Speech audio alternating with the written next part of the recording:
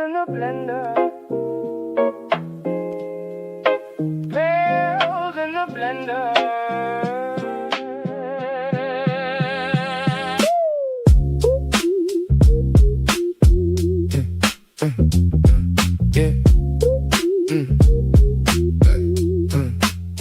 From the dome to the court, we come alive. Red in the seats, feel that surge inside. When the crowd get loud, they shift the room. One run, one stop, and the whole thing bloom. Keep it clean, keep it true.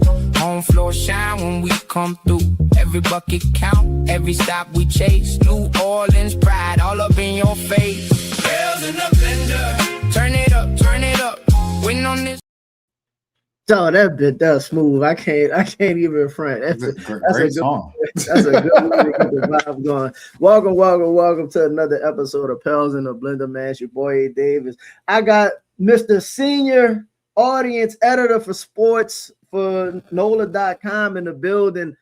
Freelancer, podcaster, Atlanta's own, New Orleans home. You know what I'm saying? Mr. Rahsad Milligan in the building. Hold on, man. Hold on, wait. Rahsad. Hey. I appreciate it. When you said the Atlanta thing, I was like, oh man, put the target on me again, man. Nah, man. Listen, bro, don't worry about none of that, though. Because look, bro, there's so many people that's from here that either moved to the A, got people in the A, and then listen, man. So you gotta kind of have that. It's the Falcons that everybody hates. So that's just what it is. You know what I mean? They in the division. So that's just what it's gonna be. But man, I appreciate you for taking some time out of your day. You know what I mean? Coming on the show. I really appreciate it, bro. You ain't have to do this, and then you know what I mean? You gave an opportunity to come and share some of your wisdom, your insight. So I appreciate you being here, bro. No, thanks for having me. Like we were talking about before, like it's all about the community. Like as an outsider, especially, like I have to connect with the people and you know the grounds and stuff like that. You have to respect the ground that you're on and everything like that. So like when I'm in New Orleans, I gotta respect New Orleans. Like it's as simple as that. Man, that's dope. What 100? Because again, the more you connect, the more you grow, and more people get an understanding your voice and your perspective and where you're coming from as well. So like when they read your work or they see something you put out, it's kind of like, oh, I know where dude coming from, as opposed to just trying to get an idea of what it is they mean. Because say, bro, y'all are in a tough business with the media, especially like Pels media to a degree. If you don't mind, can you explain first off for people that may not know exactly what it is that you do as far as like covering the Pels, regardless if it's like freelance or whatever the situation is? Can you explain what it is that you do? Yeah. So my situation, I'm at, like you said, NOLA.com, the Times-Picayune, legacy paper, everything like that over there in New Orleans and stuff. And so we currently do not have a dedicated beat writer for the Pelicans. Christian Clark, he went back home a couple of years ago to Dallas to cover the Mavericks for the Athletic. And ever since then, like we just didn't hire somebody else. Like we put up a job, we posted it, we took hundreds of applications from around the country and stuff like that. But they just did not make a hire. So that was the first year without Christian. We did, wrote out the season, and then we like, okay, maybe next season. So next season came, and it was like the season got closer, and they were like, okay, we have enough money for a freelancer. So they hired a freelancer, Les East. He did the home games, and that was kind of it. But Rod Walker, as a columnist, he took it upon himself to kind of serve as a beat reporter for the Pelicans, and he's been doing as much Pelicans as he can. For me, primarily for the Saints, if I'm not mistaken, right? Yeah. Well, yeah. Rod, he's a columnist for New Orleans. So like he does Saints columns, he does Pelicans columns. He don't do LSU, but he does Saints and Pelicans. But he took it upon himself because we didn't have Christian to like take on a lot of that, to show up to the practices every day, to show up to the availabilities every day and stuff like that. My job is I work on the desk. So for the people who might not know what the desk is, I'm pretty much back in the office on the computer. And once the stories come in, I'm the one who makes sure the headline right, sometimes everything like that. And I schedule it for Facebook and social media, and I promote the stories on Instagram, all that stuff. That's my job. If you got the alerts on your phone, you get the NOLA.com, but That's me. That sent you this stuff on, you know what I mean, to your phone. So like that's a job where I'm pretty much in the office, I'm on my desk, but my background as a reporter, I've been in the field. So you know what Yeah, I'm saying? So me and I have a love for the game of basketball. Like you say, hey, like see me back in coming back home, you know, in the summer or whatever, with no Saints, no Pelicans. We don't have any LSU baseball. So it's like mhm. I get to stop at home and work from here or whatever during the summer. You see, I'm at the dream games just because I'm Yeah, a junkie for the game of basketball. I love the game of basketball. So being loving and having love for the game of basketball, having a reporting background, I decided to take it upon myself to go and represent NOLA.com at the home games. So that's that's what I dope, do. man. So That's what like this that's what's up, is bro. beyond, yeah, it's beyond my to answer your question long-winded way. No, no, Uh you good. to go beyond my job description, I go to the Pelicans games because I love the game of basketball, and yeah, and then I just kind of find my lane in creating video for the Pelicans and stuff like that. Every home game, we call it Pulse of the Pels. We got a logo for it, everything like that last season, and Mhm. yeah, it's pretty fun, man. I have fun doing it.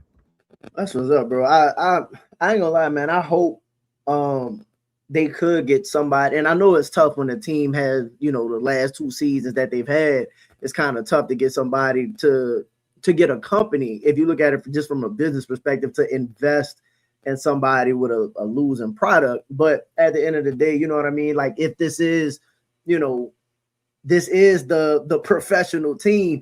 Even if they lose it, you need somebody to cover the losing. Like because all losing ain't the same, right? You got like a demoralizing type of losing, but then you got that losing where it's like, all right, they building for something. Like if we're not in a rebuild situation, but you get what I'm saying. So you still need somebody to kind of like tell the story of what's going on. So like thanks, shout out to Rod, shout out to you, shout out to those people who like take the opportunity and to take it upon themselves to say, man, we gotta have something for the fans. And that's how people stay engaged.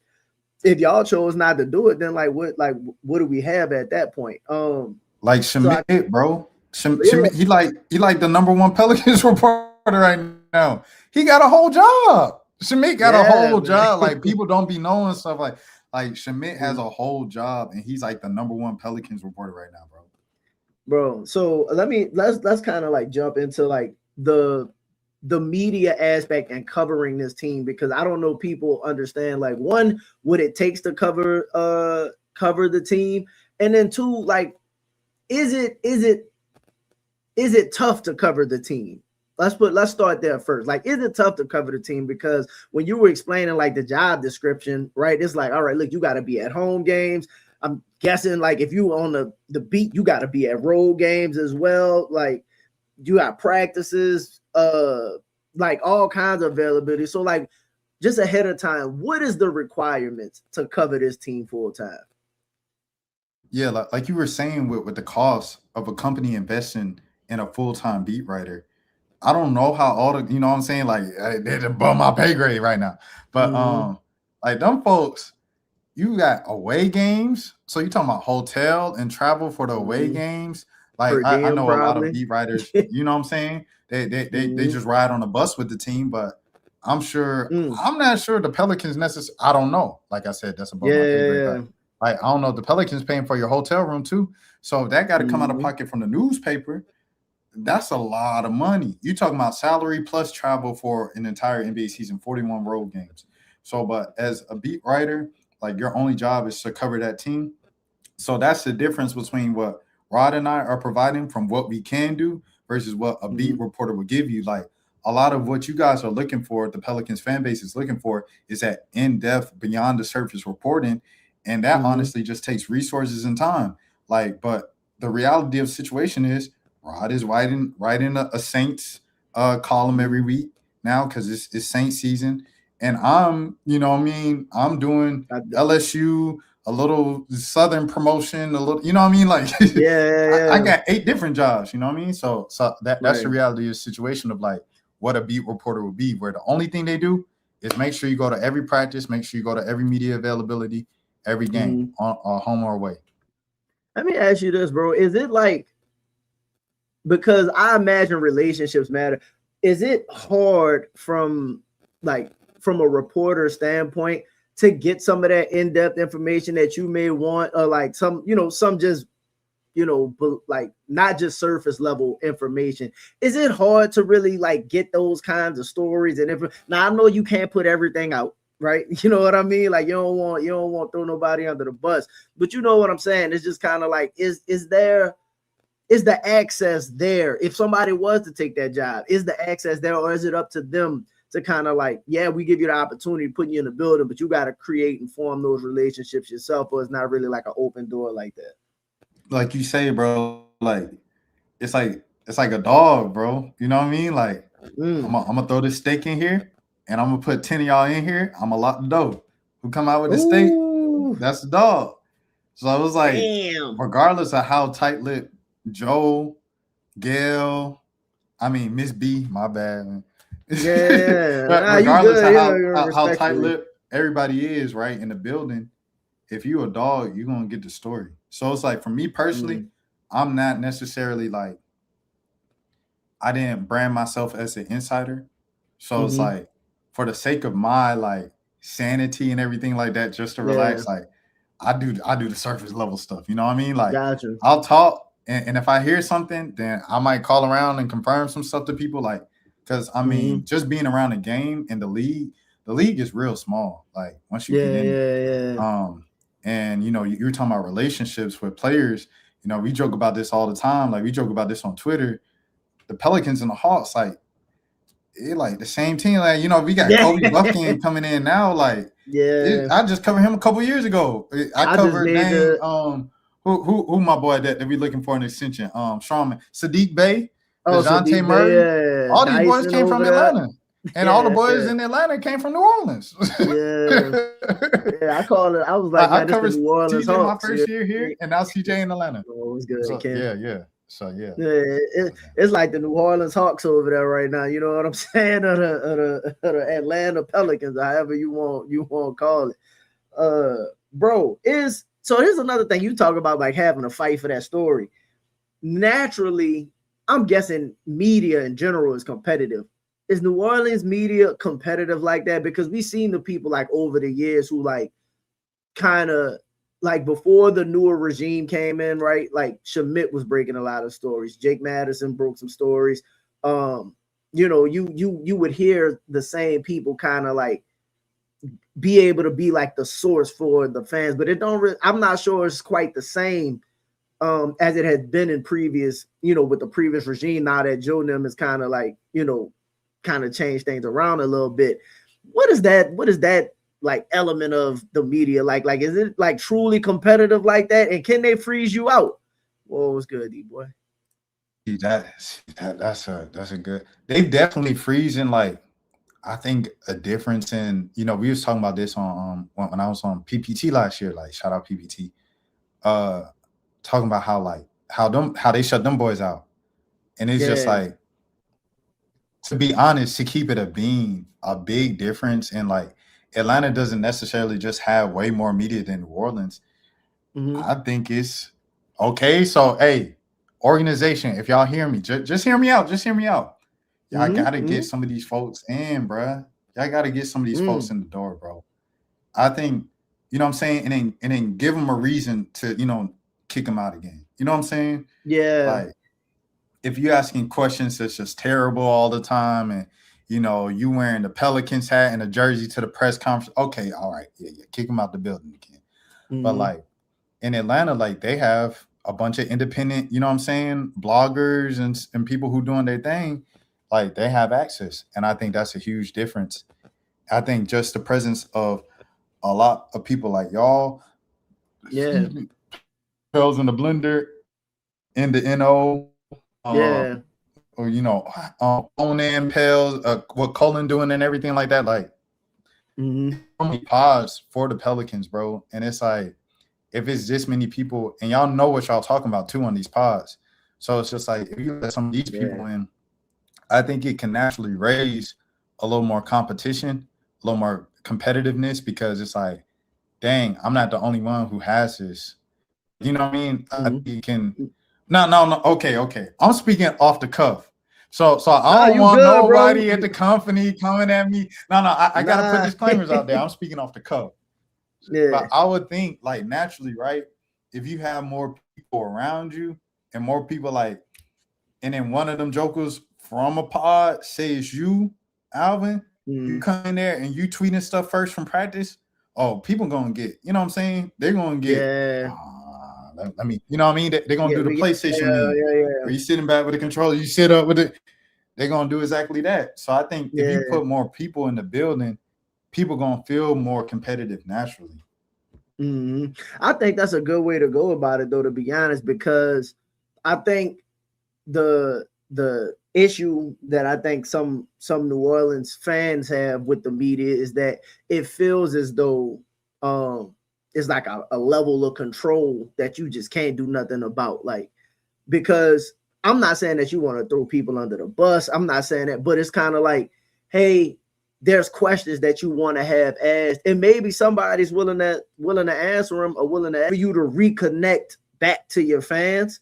Because again, like this, the new wave, right? Like again, shout out to Rod and you for what it is that y'all doing, but you need more people to be able to tell more stories and not just creating the stories as well, right? Like you just kind of, from a bird's eye view, kind of trying to see what it is you assess, as opposed to being able to say, hey, yeah, I was at practice, or I was at, exit interviews, and this is what I, off the record, this is what kind of what somebody told me and whatnot. I think you need that kind of stuff to kind of reinvigorate the fan base. If you get the fan base back in the building, then I think you can reinvigorate the team. People helping people. You dig? It's too many people covering the Pelicans right now. Oh, you good? You good? Oh no, you good? Go ahead. Can you hear me? You good?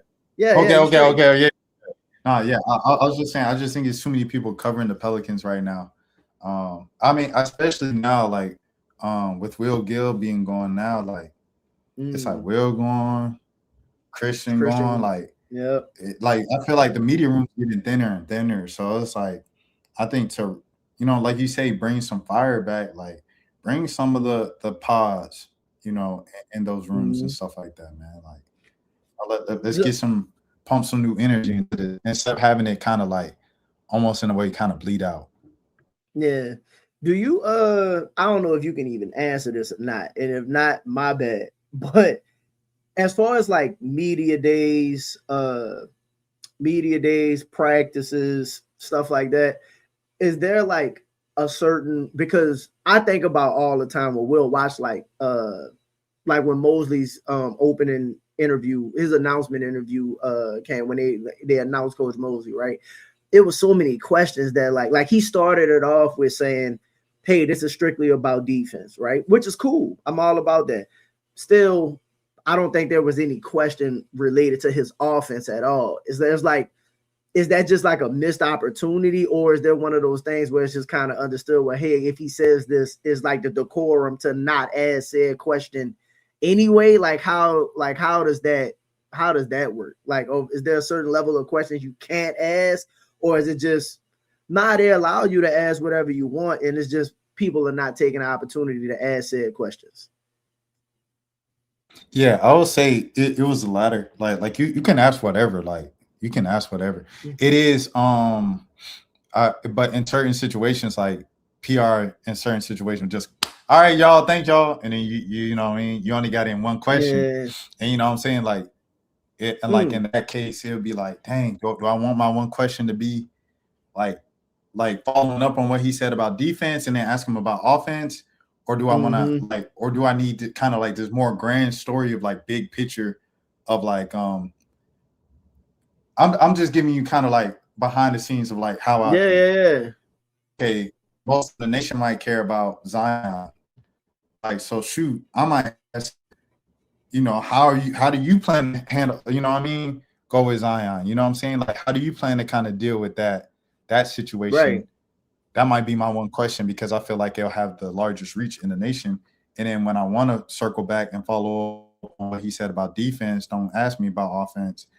I'll be like, why don't you want to ask about offense? This offense sometimes the ball stick, and DeJounte can be a Yeah. ball dominant guy. Jeremiah Fears can be a ball dominant. Like, these are your point guards, and they play like shooting guards. You know what I mean? So like, yeah. how are you I gonna think that's handle all that? great. You know what I mean? Like, That's all great questions that you would want to ask to kind of like give your fan base an idea of like, and not just your idea, your team to a degree. You know what I mean? Give them an idea like what the plan is, kind of put people at ease so you can start formulating what this is going to look like, as opposed to now you just kind of have to wait and see. So shout out, this is a great question. Shout out to my partner Mike, man. How do you decide what's worth reporting and what's just noise? That's a great question as well. bro, we dealt with this summer, and like, I have to be really careful with this because I ain't talked to no. I ain't clear. I was just like, yeah, let's do it. Yeah, All right, so nah, listen, you can be. You oh, don't have to go like. No. I hear what you're saying. I'm just trying to say it in a way that I won't like. Don't think Get yourself jammed up. Get yourself jammed up. Yeah. I'll say like, okay. I'll say it like this. If everybody remember, not to bring it back to the front. I apologize. I'm talking to the people. Here, look. Let me do this. The Let me Jaylen Brown rephrase situation, bro. No. I'm already in here. I said the Jaylen Brown situation. So it was multiple people reporting that, including some of my people that were reporting that. Me, as someone who worked on that, you know what I'm saying? I'm all right. You know what I'm saying? If multiple people are reporting it, it's technically news that people are reporting it. Whether or not we believe it or not, multiple people are reporting it. Now, you know what I'm saying? Some of the people closer to us, they were saying, nah, there's none to it. And the organization apparently was telling reporters and other reporters there's nothing to it. Now, do you just sit on your hands because there's none to it because they told you it's none to it? Or do you tell the do story I, anyway? as someone who aggregates and sits on the desk, say Jake so-and-so, Scoop B, who else was it? It was a couple other people who were reporting the same thing. The Pelicans want Jaylen Brown. So if 3-4 people report on it, it's already out there. Like, what difference is it for NOLA.com to say 5 people reported it online, Bleacher Report, the Scoop B, et cetera, et cetera. Like, so that was the whole thing that it was kind of like we put it out, and some folks was just like, I don't know if y'all should have put that out because the organization said there was nothing to it. I think it's part of. I think it's part of the. Like weird. I think it's part of the job, to be honest, though, to where if you hear enough credible people at least give you some information, I think you owe it to at least say, hey, this is what's being talked about, right? Not saying that you have to say they told me not to, they told us this had nothing to do with anything. It's just kind of like, well, maybe it's coming from somebody else and they're throwing your names in it. But I think you owe it to everybody, right? To just kind of say, look, the Pelicans are being mentioned in said way. This is kind of what's going on. That's why I said, bro, that's why it's tough, like being, like actually having a job, because you can't just respectfully, y'all can't just speak freely about whatever. You have the consequences of what, what could come from your words, but your words should have meaning and whatnot. You know what I mean? The pen is powerful, your voice is powerful, and I think it absolutely should be. Bill Simmons is another great example. The Bill, because I reported on that when he said it last year. I reported it, like whether or not it's BS and Miss B says she never gonna sell the team, and like Bill Simmons has multiple million followers online. This time I ain't write it because I'm like, bro, I just wrote this last year, and then then we had this exclusive with Miss B in December from Jeff Duncan, and she was saying doubling down on it. We not moving, We about to do something to the Smoothie King Center right now. So it's like this year it was no point in writing that, and it was just, I don't know. I think that's just now it's annoying after a while too. I think that's like, I think it's based in I'm gonna just say it. I think it's based on like prejudice and racism. Like, oh yeah, like New Orleans and Memphis, like yeah, we gonna move those teams to Vegas. They should move those teams to Vegas and Seattle. It's like, why those two cities? Like, why does everybody talk down on? Like, why is it so acceptable to kind of just make fun of Memphis? I don't like I that. had the same. I had the same I think issue New with Orleans gets a lot of that too. 100. I had the same issues because if you look historically, right, Sacramento has had some great times, but Sacramento more recently has been just as bad, if not as worse, for a longer time than the Pelicans. So it's kind of like you don't hear nobody saying, let's move Sacramento. Again, you're not moving the Knicks, right? But Sacramento do be packing it out, though. Yeah. They pack it out. So I'm saying you can have certain moments. I'm just saying when people talk about places like New Orleans isn't one of the worst in terms of like attendance. It might not necessarily be the best either, but like normally if you look based off the numbers and whatnot, it's like okay. But if you just going by like the performance of the team, because that's what Bill Simmons said. He was like, based off their performance, we don't think they can sustain NBA franchise. It's like, well, Charlotte hadn't been, and Charlotte just got their team back too not long ago, so they did take Charlotte away from them. But Charlotte still not good. And then the one time they were good, you know what I mean? They offload their players. So it's just kind of like I don't want to hear that shit at all about moving our team when there's plenty of other teams that you can have the exact same conversation with and about. Or just expand to 32. I think that's going to be the move anyway, to be honest. I think it'll be better that way to get your expansion teams. It'll be more money. I don't think you'll really see teams move. If moving anything, I think you'll see the conference alignment, but I don't think we're going to see like, like cities bouncing around. Like I know Portland for another one is talking of like they with the arena situation, the new owner trying to bully people out there. So you'll see what happens with that. But I'm a little off on that. Let me ask you this. What do you I know we kind of talked about it as far as like what the team needs in terms of like media coverage. What do you think would be more preferable? Like allowing podcast people like myself and maybe Pels and maybe some other people who have an opportunity to cover the team, or something from NOLA.com, like, look, just hire the beat writer, let that guy go in there and like, you know what I mean, get that job and actually be his responsibility to cover the team. Like what's your, and I don't know if you can answer that one necessarily, but like, you know what I mean?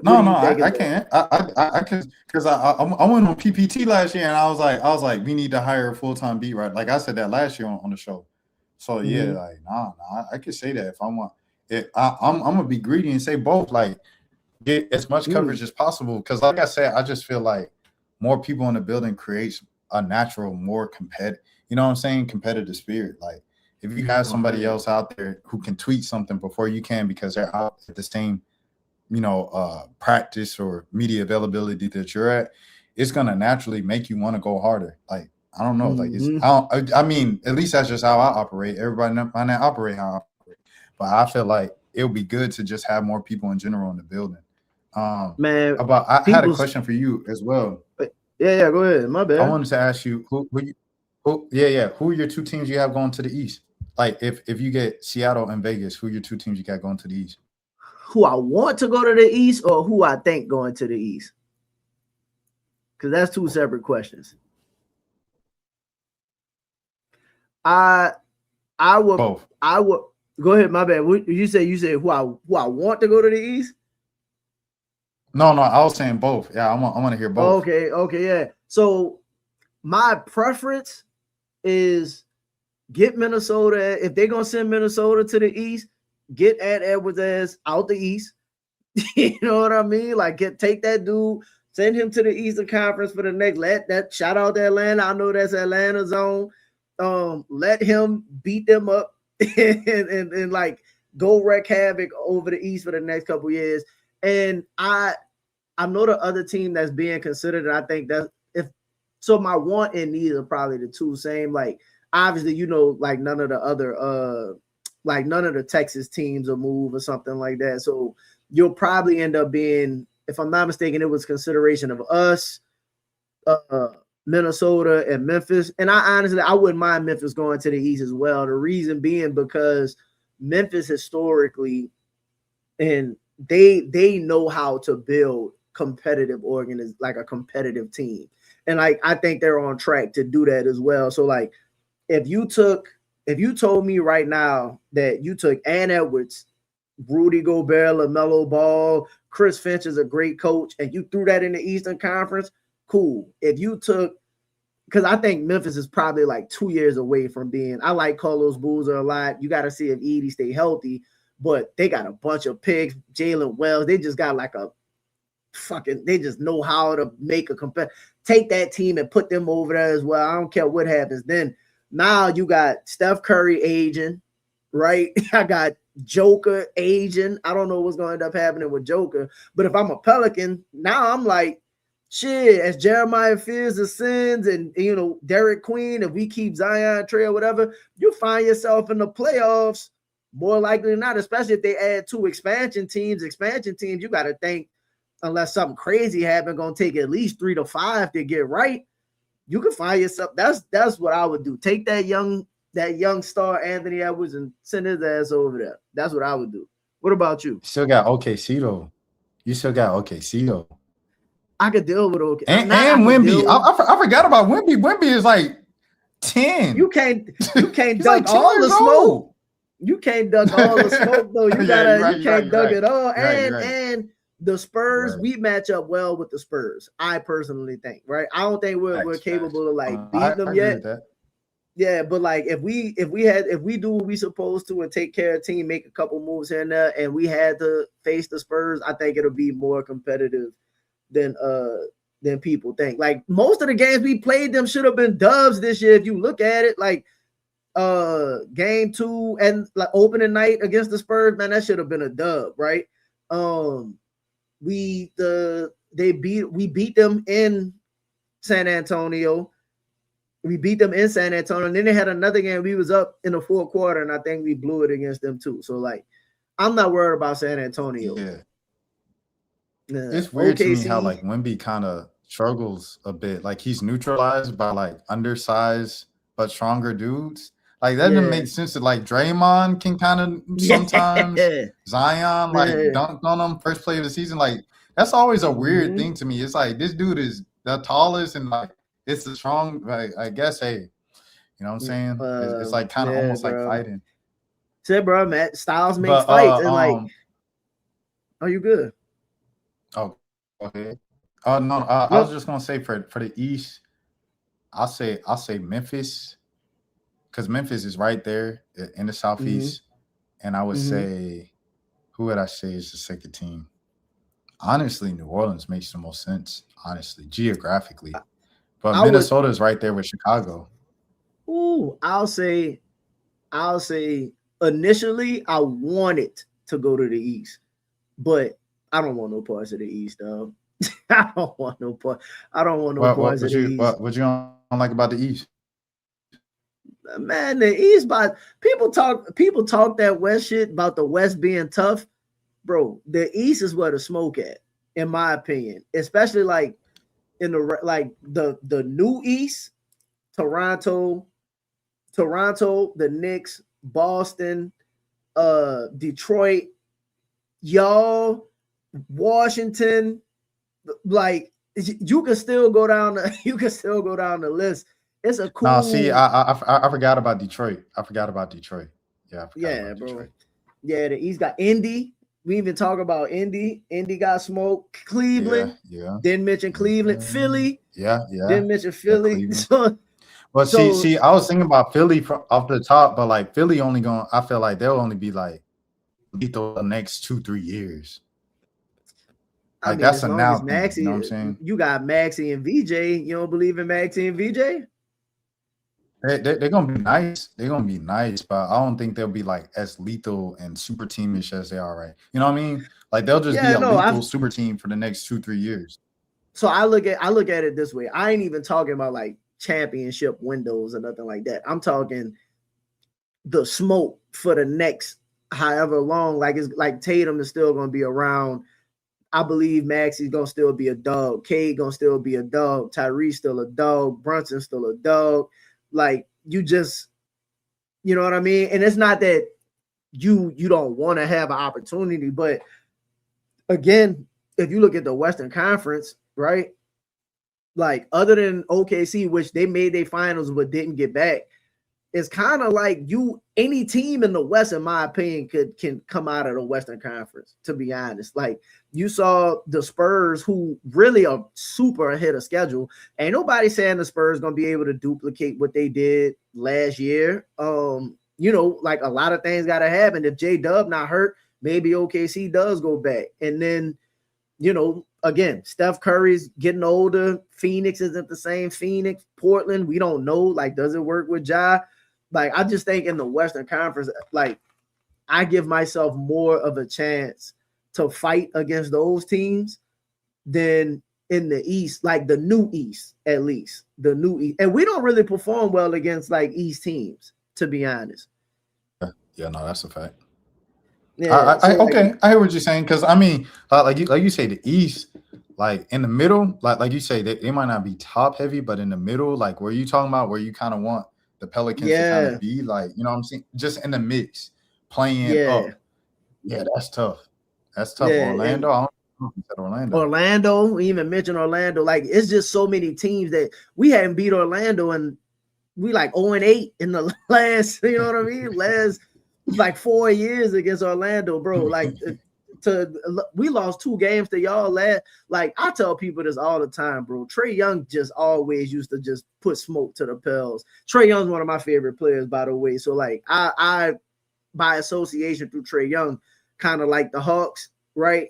And then in that, first off, I go to all of the games anyway, but watching Trae Young, I'm like, bro, we can't beat that dude. Like, we just, you know what I mean? Like, it's just, and if you a Hawks guy, you would know. Cold, bro. Washington gonna be cold. That's people, I don't know why people don't see it. Like, Washington gonna be cold. They have everything, bro. They have everything. Trae Young, I think and then you don't need Trae to be the Trae that he had to be in Atlanta. Now, you don't know what Anthony Davis is going to be, if he's healthy or not. But again, you don't need him to be what he need to be. But Trae is such a master in the pick and roll. So now you telling me I got Anthony Davis pick and roll, Alex Sarr pick and roll. I got DeAndre Ayton for spare minutes if I want to. I could score. You got AJ DeBon, so they got Trey Johnson and Keyshawn George. AJ just gonna be running that baseline for them backdoor alley-oops. That's all he's gonna be doing, bro. Easy money, bro. Easy money over there. I don't want no parts of that.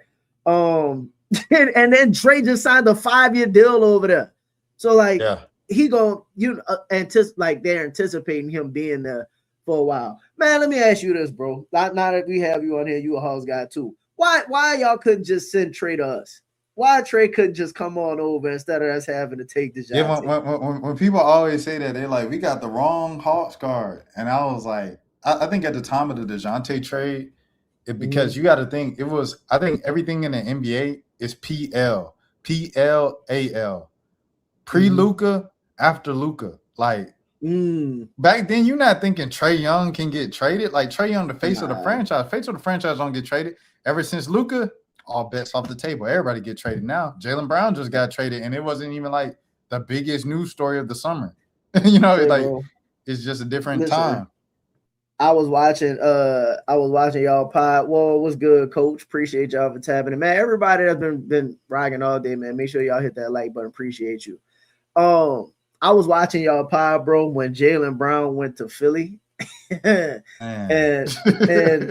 listen, I was listening to the beginning parts of y'all pod, and you was talking about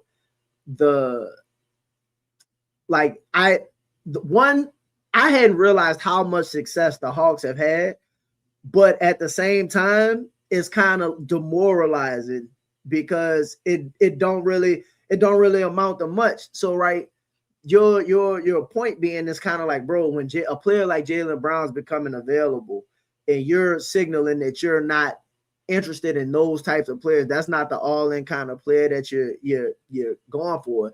And I'm trust me, I'm making the same parallels to the Pelicans to a degree because again, the word was they weren't interested, right? And then It's you the see, same. It's the same exact thing.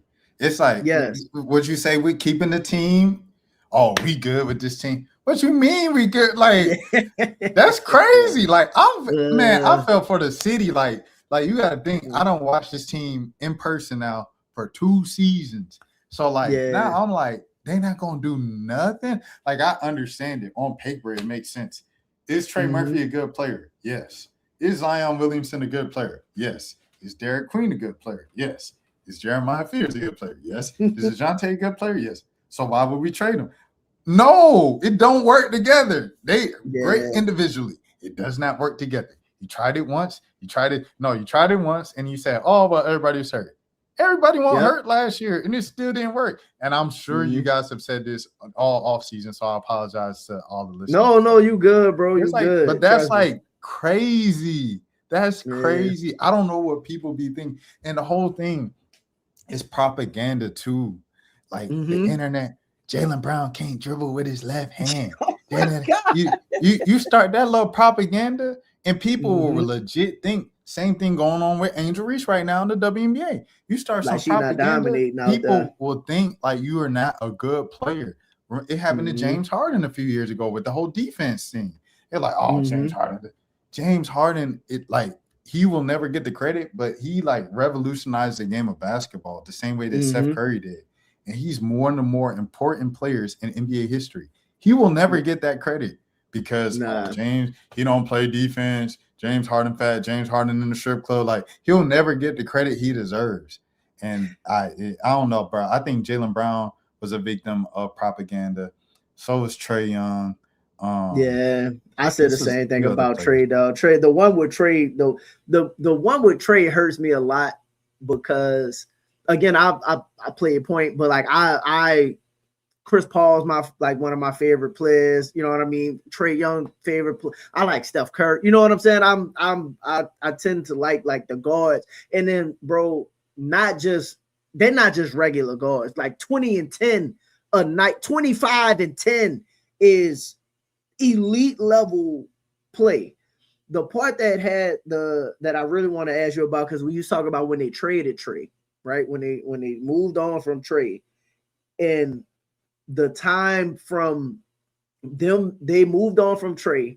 You don't swing for Jalen Brown, but you had mentioned how the window that it took to go from Dominique Wilkins to Trey Young.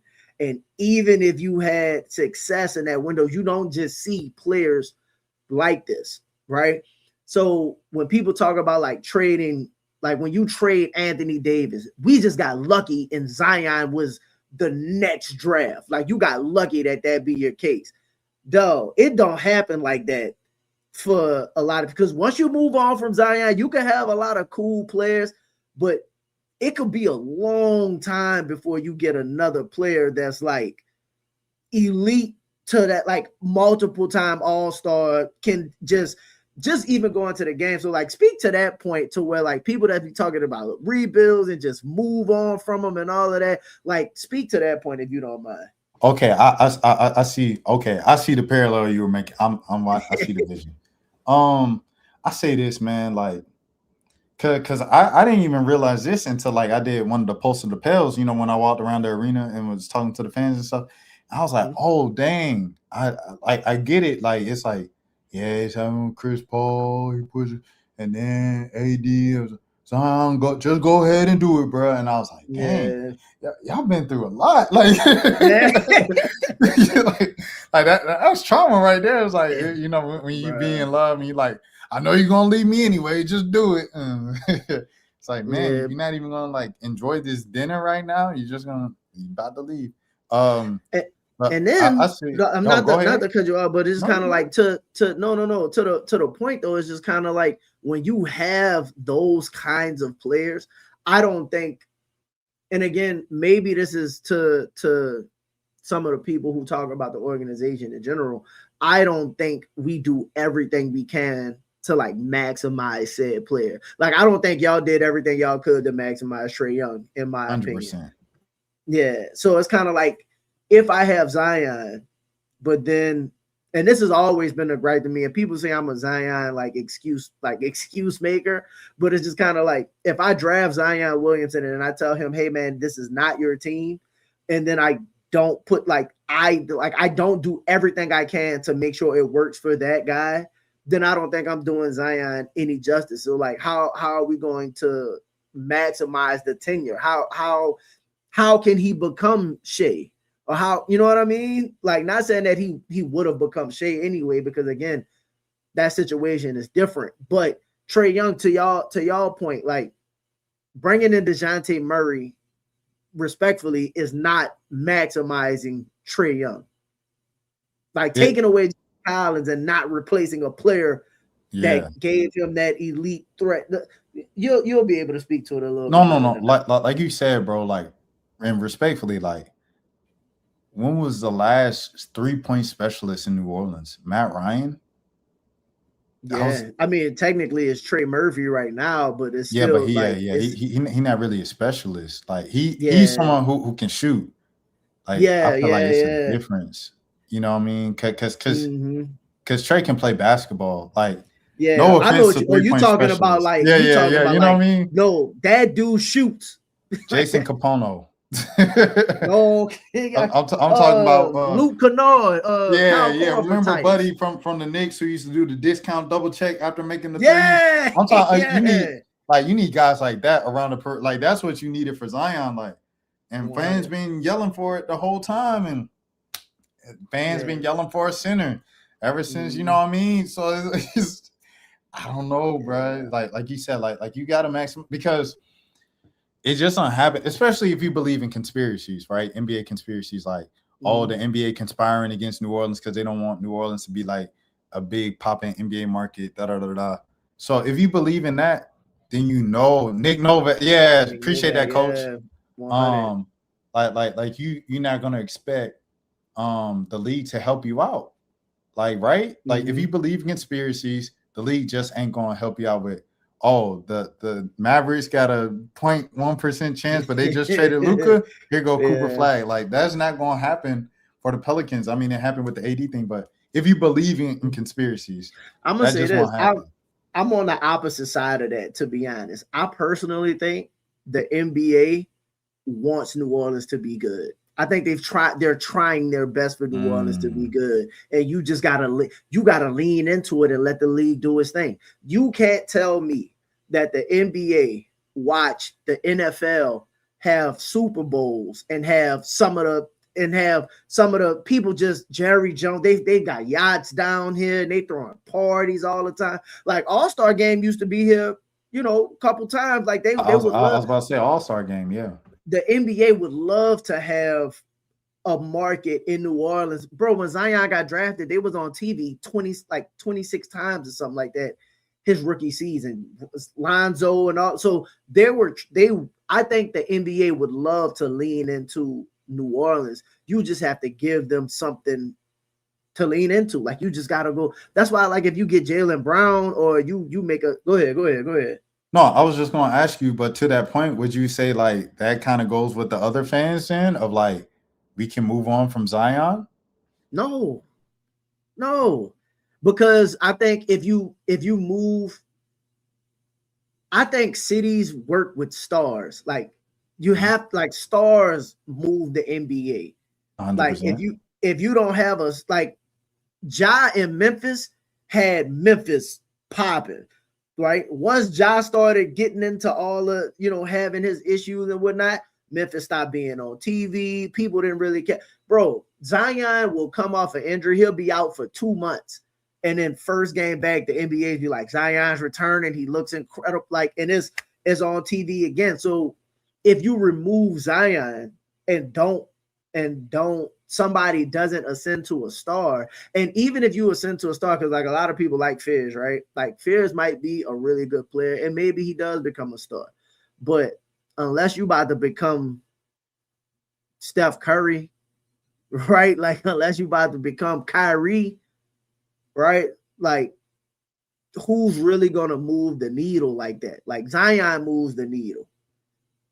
100%. I see that. I think DQ might have some potential because you got to think personality too. Yeah, And I think yeah. DQ has a great like he's funny. You got to ball Um, out though.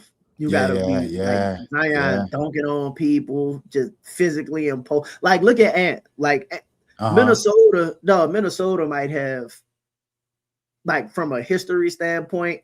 You didn't have KG. Now you got Ant. You didn't have Carl Anthony Towns, Maya Moore, Simone Augustus, and now you got Olivia Miles out there. So like they just have like a history of just dump. But every player you mentioned has like a certain level of charisma and Right. attitude and whatnot Yeah. that makes you be like, oh, what? Like when they'll never take a team away from Minnesota because of those kinds of things, and that's why the fan base is gonna show up. You got to be able to have. You got to be able to have that. You got to be box You're not office, lying. You know, I'm with you. I'm with you. I'm with you. I'm man. with you. What do Yeah, you? What do you? it's difficult, bro. Like Mhm. rebuild just in general, like because you have to think that okay, this draft was I 100% generational. believe that Zilla. The plan This was draft made for was the Pels. generational. Ain't Hmm. gonna be a draft best draft in 25 years. All this stuff they were saying, right? Uh, I mean, it's just not. When's the next time we're gonna have a prospect like that? Yeah. You mean like Z? Like, yeah, like Z, But like I mean Wimby, like Wimby. Cooper Flag. When's the next time Yeah. we're gonna have AJ and Peterson and Hmm. Caleb and Boozer? Like, when's the next time we're gonna have one of those? It sounded like it might be a couple of years until we get another. So it's like a Hmm. generational player doesn't come out every single year, and Nah. because of that, generational players are difficult to get. So I mean, you guys, like you said, you guys might have been spoiled with having Chris Paul and then Yeah. AD and then Zion right after that. Like y'all don't Hmm. understand. How many Like I lives said, you want like the Hawks NBA to fans, throw you? exactly. Hawks fans be like, bro, like that don't never happen. Like what happened with Trey Young, that never happens with the Hawks. So it's No. just like you And you and just then gotta you made a appreciate what you have. Appreciate bro, what you and then have. you made a great point on y'all show when you was like, because in order to get said players, if you're not willing to trade for them, right? Players don't just develop into Anthony Edwards. Like, you know what I mean? Like Anthony Edwards is a special thoroughbred of an athlete. Like that dude was probably the best his whole life. Like, you know what I mean? You have to Wimby, like they have been talking about Wimby for years. You had the LeBron, players like that, and you made this point on your show, which is why I'm like using like some of those names. It's kind of like if you're not willing to go all in and trade for those kinds of players, it's just hard to see an avenue. And like my thought also is kind of like, does the media, the team that follows the team, cover the team, have access to the team? Like, do they have influence and maybe shifting the narrative to maybe make the team say or suggest or get the idea to be like, hey, maybe we weren't interested in Jaylen Brown, but maybe we should be. Like, is that possible? Does it kind of work like that or no? I don't I don't know 100% for sure. I think because obviously from like Oh, it's good, from Joe. my standpoint, it's like this what I do, you know what I mean? So this my day to day. So it's very Mhm. easy when it's your job to see like, oh yeah, like yeah, I fix stuff, like I move stuff, like you know what I mean? I don't know if that's the Mhm. reality, but Yeah. I will say you gotta think, bro, like where the reason why, you know what I'm saying, teams, organizations across all sports, right? Just sports journalism, they get mad at media members and reporters for just suggesting stuff because Mhm. like once that like picks up wind and somebody else gets that, oh, the dude from Duke, he's 7 foot, he'll be available in 2 years. Bro, Like, listen, that dude was dominating for Team USA, the U17 oh, Olympic okay, that, team. yeah. Big man, shoot the ball, run the floor, don't handle, athletic. Um, I like him a lot. I like him a lot. Coach, coach, I had got some news about that player too. I might DM you on X and tell you what I heard about him. But That's interesting. I absolutely think he's the next guy of Yeah. that elk. Okay, but yeah, like I was saying, like I do think like the media can start stuff, like Mm-hmm. because you get a report. Because at the end of the day, I think that you don't really realize till you step back or you're just around them a lot, around the team a little bit. Mm-hmm. These are like guys in their 20s. Yeah, So very like young. they be on their phone, like you know what I mean. Like you be, Mm-hmm. I think a lot of people will be surprised, like how much players are on their phone. Like not as much surprise now because the podcast, like they say they're Mm-hmm. on their phone on the podcast and stuff like that. But these dudes be on their phone, so like they see the same thing that we see, Mm-hmm. Because if you click on a Pelicans video, if you click on an NBA highlight, your algorithm is gonna train your like For You page now, like because we don't see who we follow anymore on social media. We see like Yeah. the type of tweets that we interact with the most. So like Mm-hmm. just how we see retro Pels hit, like why does AD even saying hit that anthem, like, and they Yeah. built that whole friendship because we see the same stuff. Like we like a couple Zion dunks, and like now our algorithm is all Pelicans during the NBA season. So just like Mm-hmm. us, how we do that, if Misi see a couple Misi highlights and he likes them, he gonna see all Pelicans on his thing too. So Mm-hmm. all Pelicans means he gonna see you say something, Alvin. He gonna see Justin say something. He gonna see Lito say something. Five, like they're Mm-hmm. seeing the same stuff we're seeing. So like Yeah. when you see, oh, he need to get traded. He need to get traded. He need to get traded. That's in their mind too. And before a Yeah. while, they're gonna be tired of the noise. You might go to the, hey man, just trade me, bro. If you're gonna trade me, hey man, we Yeah. ain't tell you nothing. I keep Mm-hmm. seeing on Twitter that it's gonna get to your head, bro. Cause like, yeah, Mm-hmm. so the media definitely does. Social media and the traditional media, I would like to think this is not 100% fact. I do think they have an effect on like what moves are being made and stuff. I believe that too. Part of that is why like I always have like concern with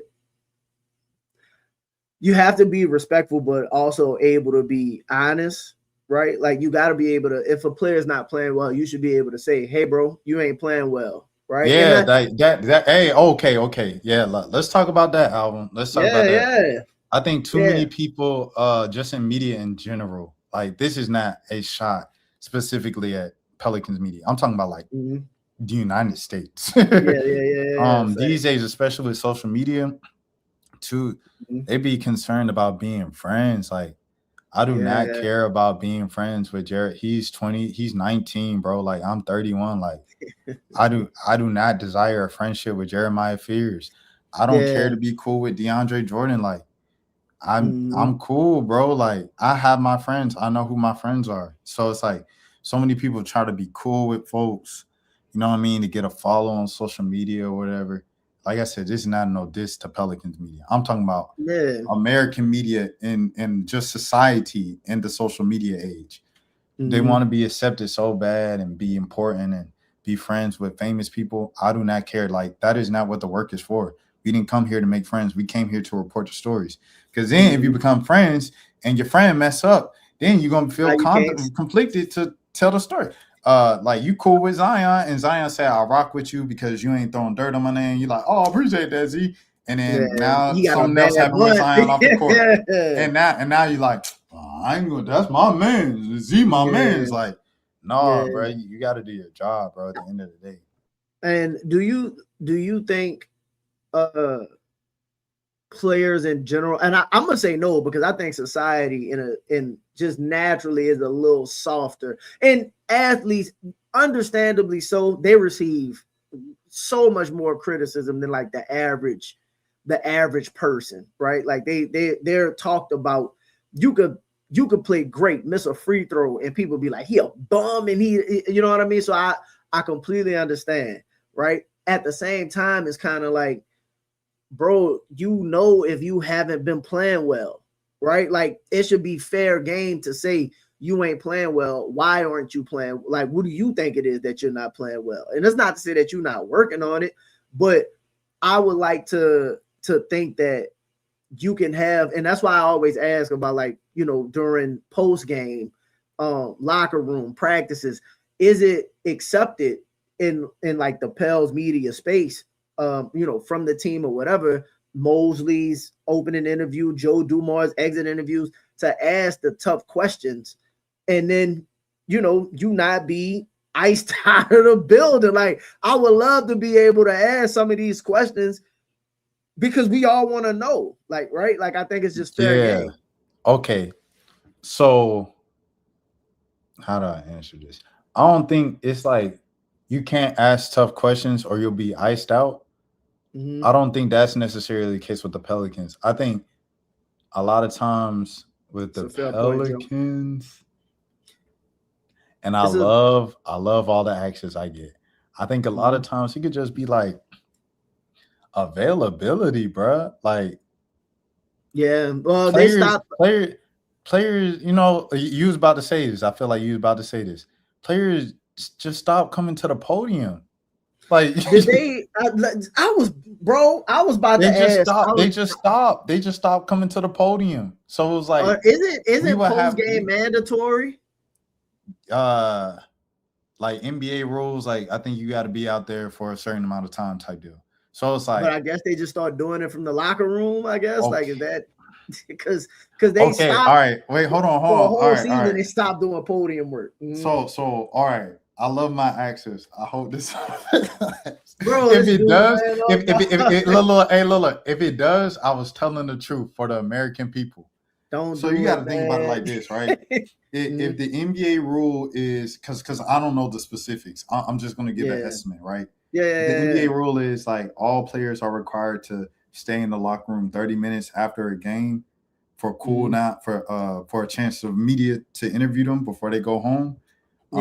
Then that might be the rule, right? So say the game ends, and say just hypothetically in a hypothetical world, the coach waits 20 minutes to come out to the podium. So by the time the coach ends up going, if you dressed, if you already showered, you can dip and go home before the media even gets a chance to go to the locker room. Because you'd have probably done it. Like, by the time they get there and whatnot, your time is up. Yeah. You did your 30 minutes from the NBA standards.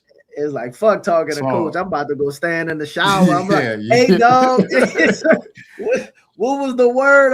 What was it like defending Wemby tonight? He went crazy. Bro, I'm trying to.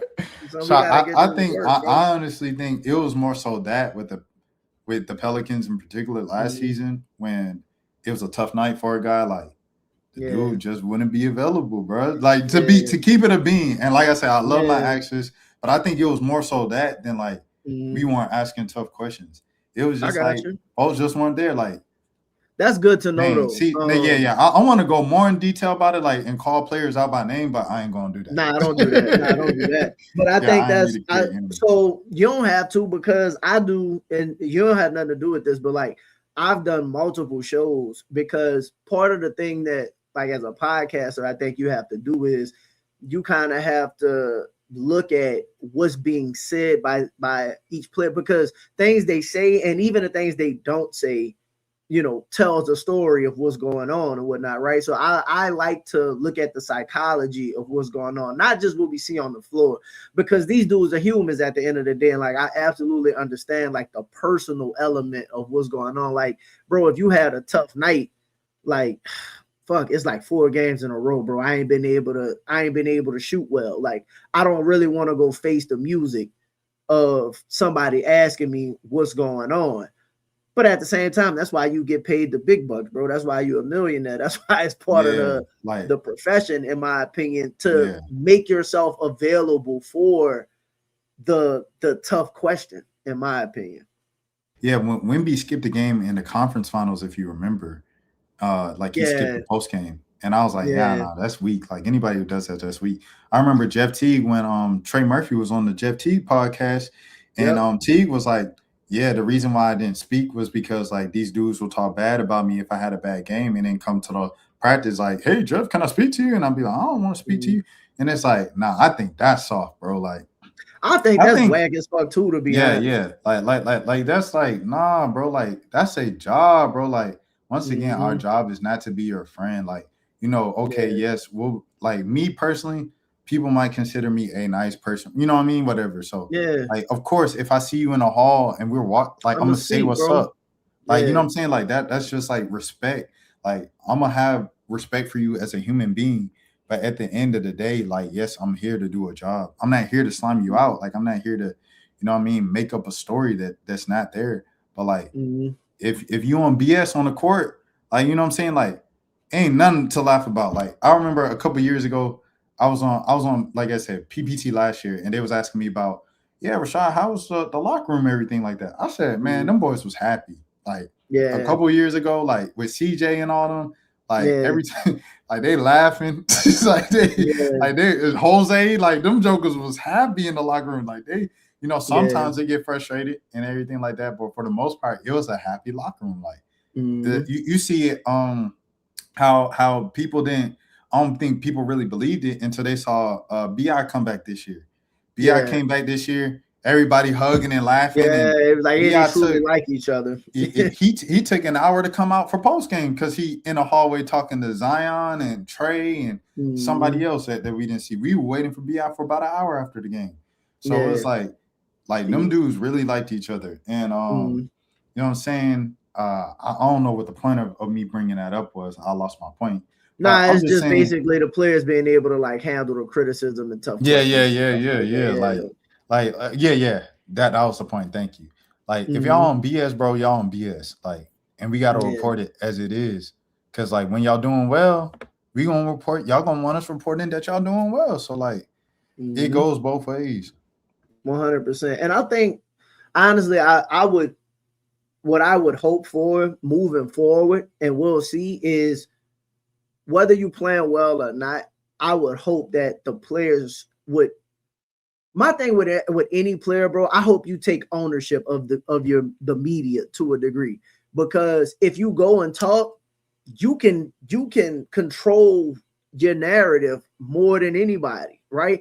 Like if you got a bad game, you can be like, man, listen, I've you don't have to say you've been putting in the work, but you can kind of explain what was going on as to why certain things took place, as opposed to leaving it to people's imagination as to what the situation is. And also, when you're playing really well, you can also, let people know why you're playing well, what it is that's going different for you and whatnot. I think all like having building like a community type situation with the media, whether it's going good or bad. I think especially in a place like New Orleans, right? Because the media is not big. The media is not big at the end of the day. So you could know people on a first name basis, and these people will probably be here for an extended period of time. And I think you will want people to keep it a stack with you anyway. Like from most of the people that I know down here, like everybody kind of want to be told, hey dog, I'm fucking up right now. Like I need you to tighten up. Like that's just kind of the way we move. And I know everybody not like that, but I think that's the way it should be or could be, and it'll benefit everybody. No, 100%. I remember Trey said that again on 520. Like he said it's only about six of us. Like, Yeah, and hey, look, and Will done left, so now it's five of us five now. of them. So it was like he said you tweet something about me, like I'm going to see you. It's only five of y'all Mhm. talking to us in the locker room. So And here's like, the question. Let me ask you a yeah, question about that, if uh-huh. you're like, what's the energy like? Let's say, because I feel like I'm fair, but for example, I've been hard on her. Like, I don't know if that's pause worthy or not. Maybe probably pause. But but Herb hasn't played well in the last two. Like he just hasn't shot well. His defense, in my opinion, has slipped a little bit. So like, bro, if I saw Herb will probably not fuck with me at all.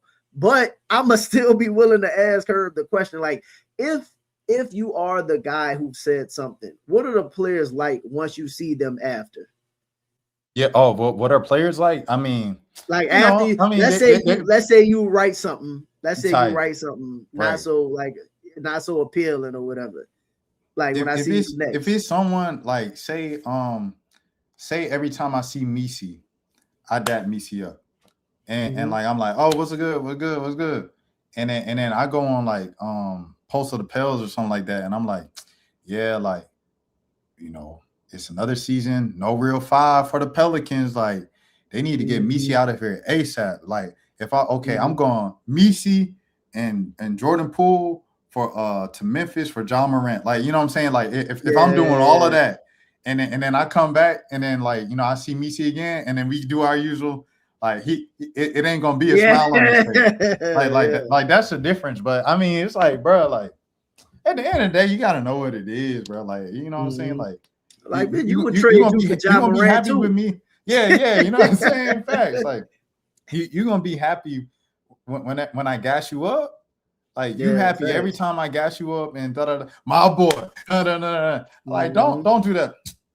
When you know you're not playing up the team has won 4 games in the first 26. You know what I'm saying? Like, the team has won 4 games in the first 30 games of the season. This is the 3rd year in a row that has happened.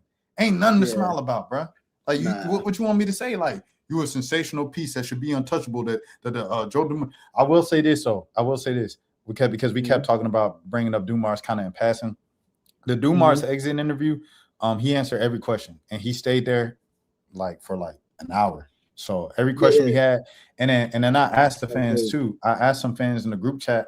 I asked the guys at PPT like beforehand, like, what questions y'all have for Joe, and most of those questions other members of the media asked and stuff like that. So I want to make sure people know that and stuff like that.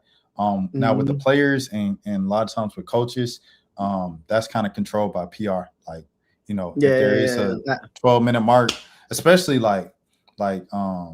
see, I'll be wanting to say stuff. I'm gonna say this, and everybody gonna know who I'm talking about. Everybody in the state of Louisiana gonna know who I'm talking about. But it's particular players, allegedly, right? We're gonna just say allegedly. No, because it happened. Ain't no allegedly. Oh, okay. I gotta stand on it. If I say it, I gotta see. That's another thing. For the people, because it's the internet age, everybody got a voice. Oh, if you're gonna be in that locker room, if you're gonna show up, like you said, to your point, you have to have that same energy and ask some questions to their face. You didn't play like her. Why do you think you've been struggling from the field so much shooting? Why do you think defense is it coming back from the injury? Like, what do you think it is? Is it your conditioning? Like, what is it? Because like people have had a certain expectation of you to be first team all defense. That ain't really been the reality of the situation this year. Y'all giving up 120 points every night, and you playing 40 minutes. Like, so what is so where's the disconnect here? And on offense, some people can say it looked like 4-on-5 when you're on the floor. So what do you think is going? I mean, and you don't have to say it in a disrespectful way that you might say it like kind of on the show. Respectful, like you talk to anybody. Entertainment. Exactly. You could just ask, what do you think has been some of the reasons why you've been struggling so much from the field this year? Like, what is it mental? Is it that? You can say it like that as opposed to, hey, bro, you've been boo-boo on offense. Like that's disrespectful, bro. You know what I'm saying? Facts. But I say you got to keep that same energy if you are going to say something, if you are going to write something, you got to keep that same energy to their face. Like Jeff Duncan, like he wrote AK, the Saints will move on from AK.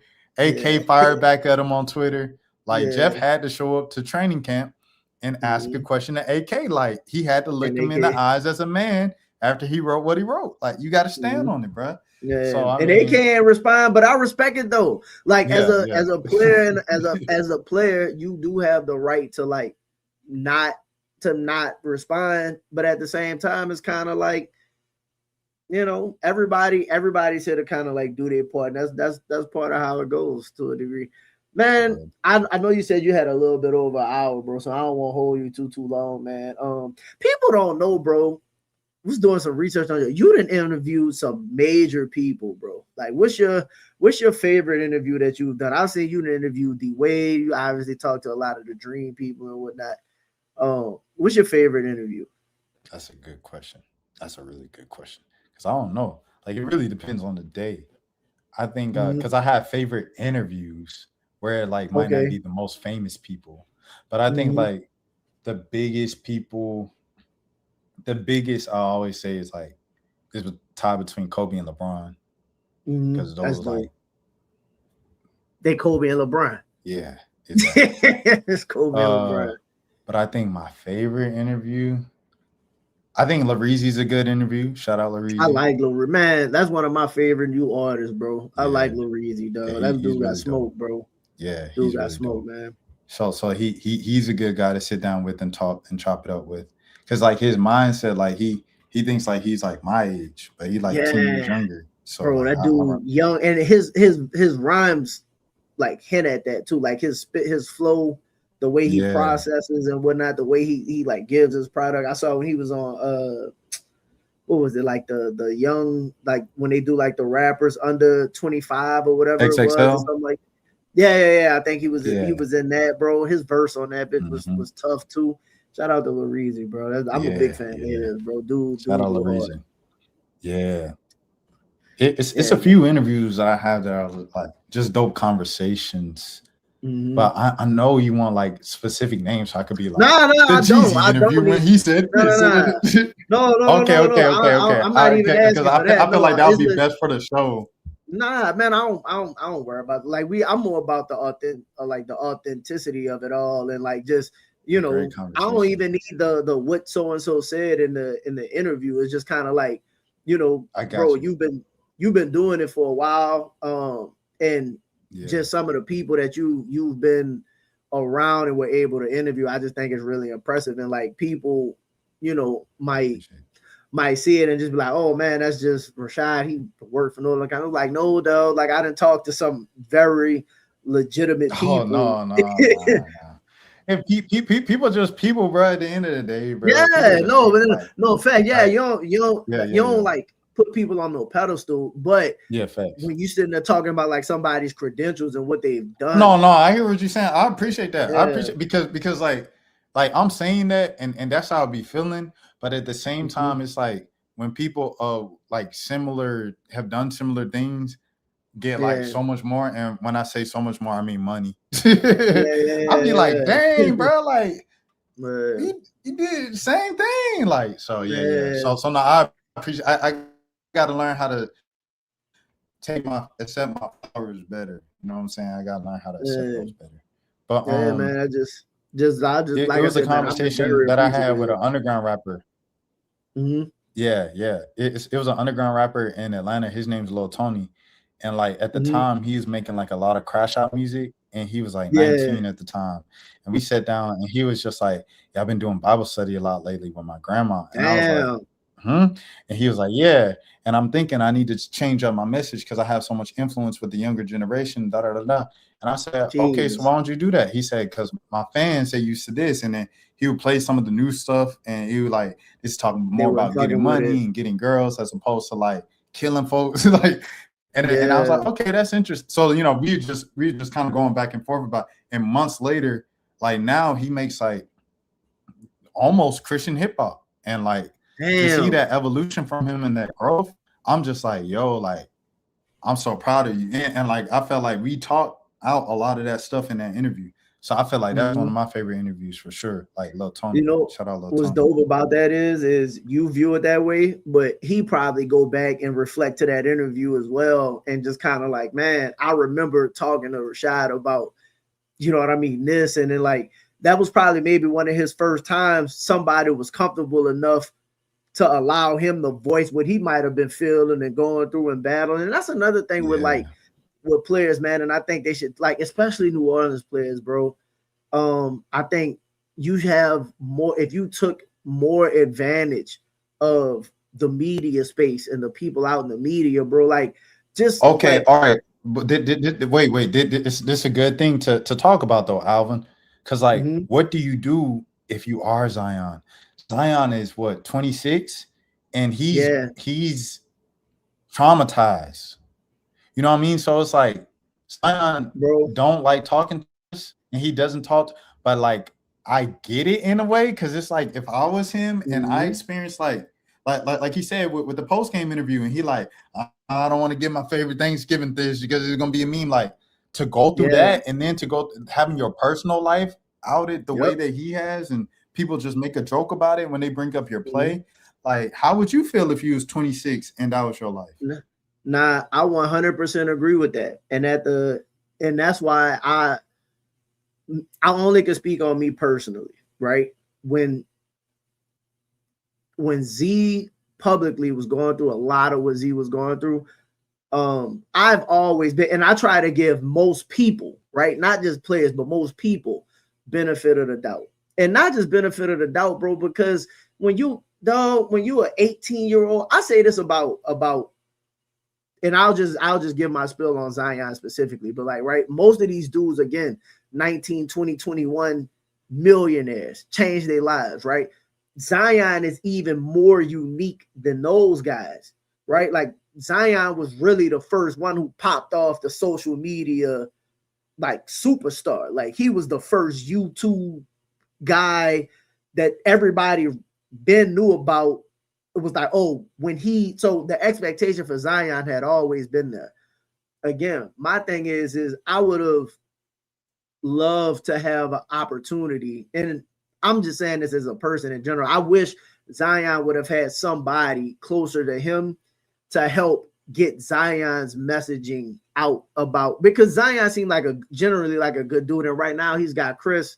Shout out to his trainer, man, Chris, who's doing a really good job of like kind of like advocating for like Z to a degree. But to go back to like when Z was like first, most of his tenure in New Orleans, a lot of people didn't know what was going on with him, but it's just kind of like, dog, I'm 19, I'm a millionaire, like the franchise is on me. But again, the first thing they say is, it's not my team. Wait a minute.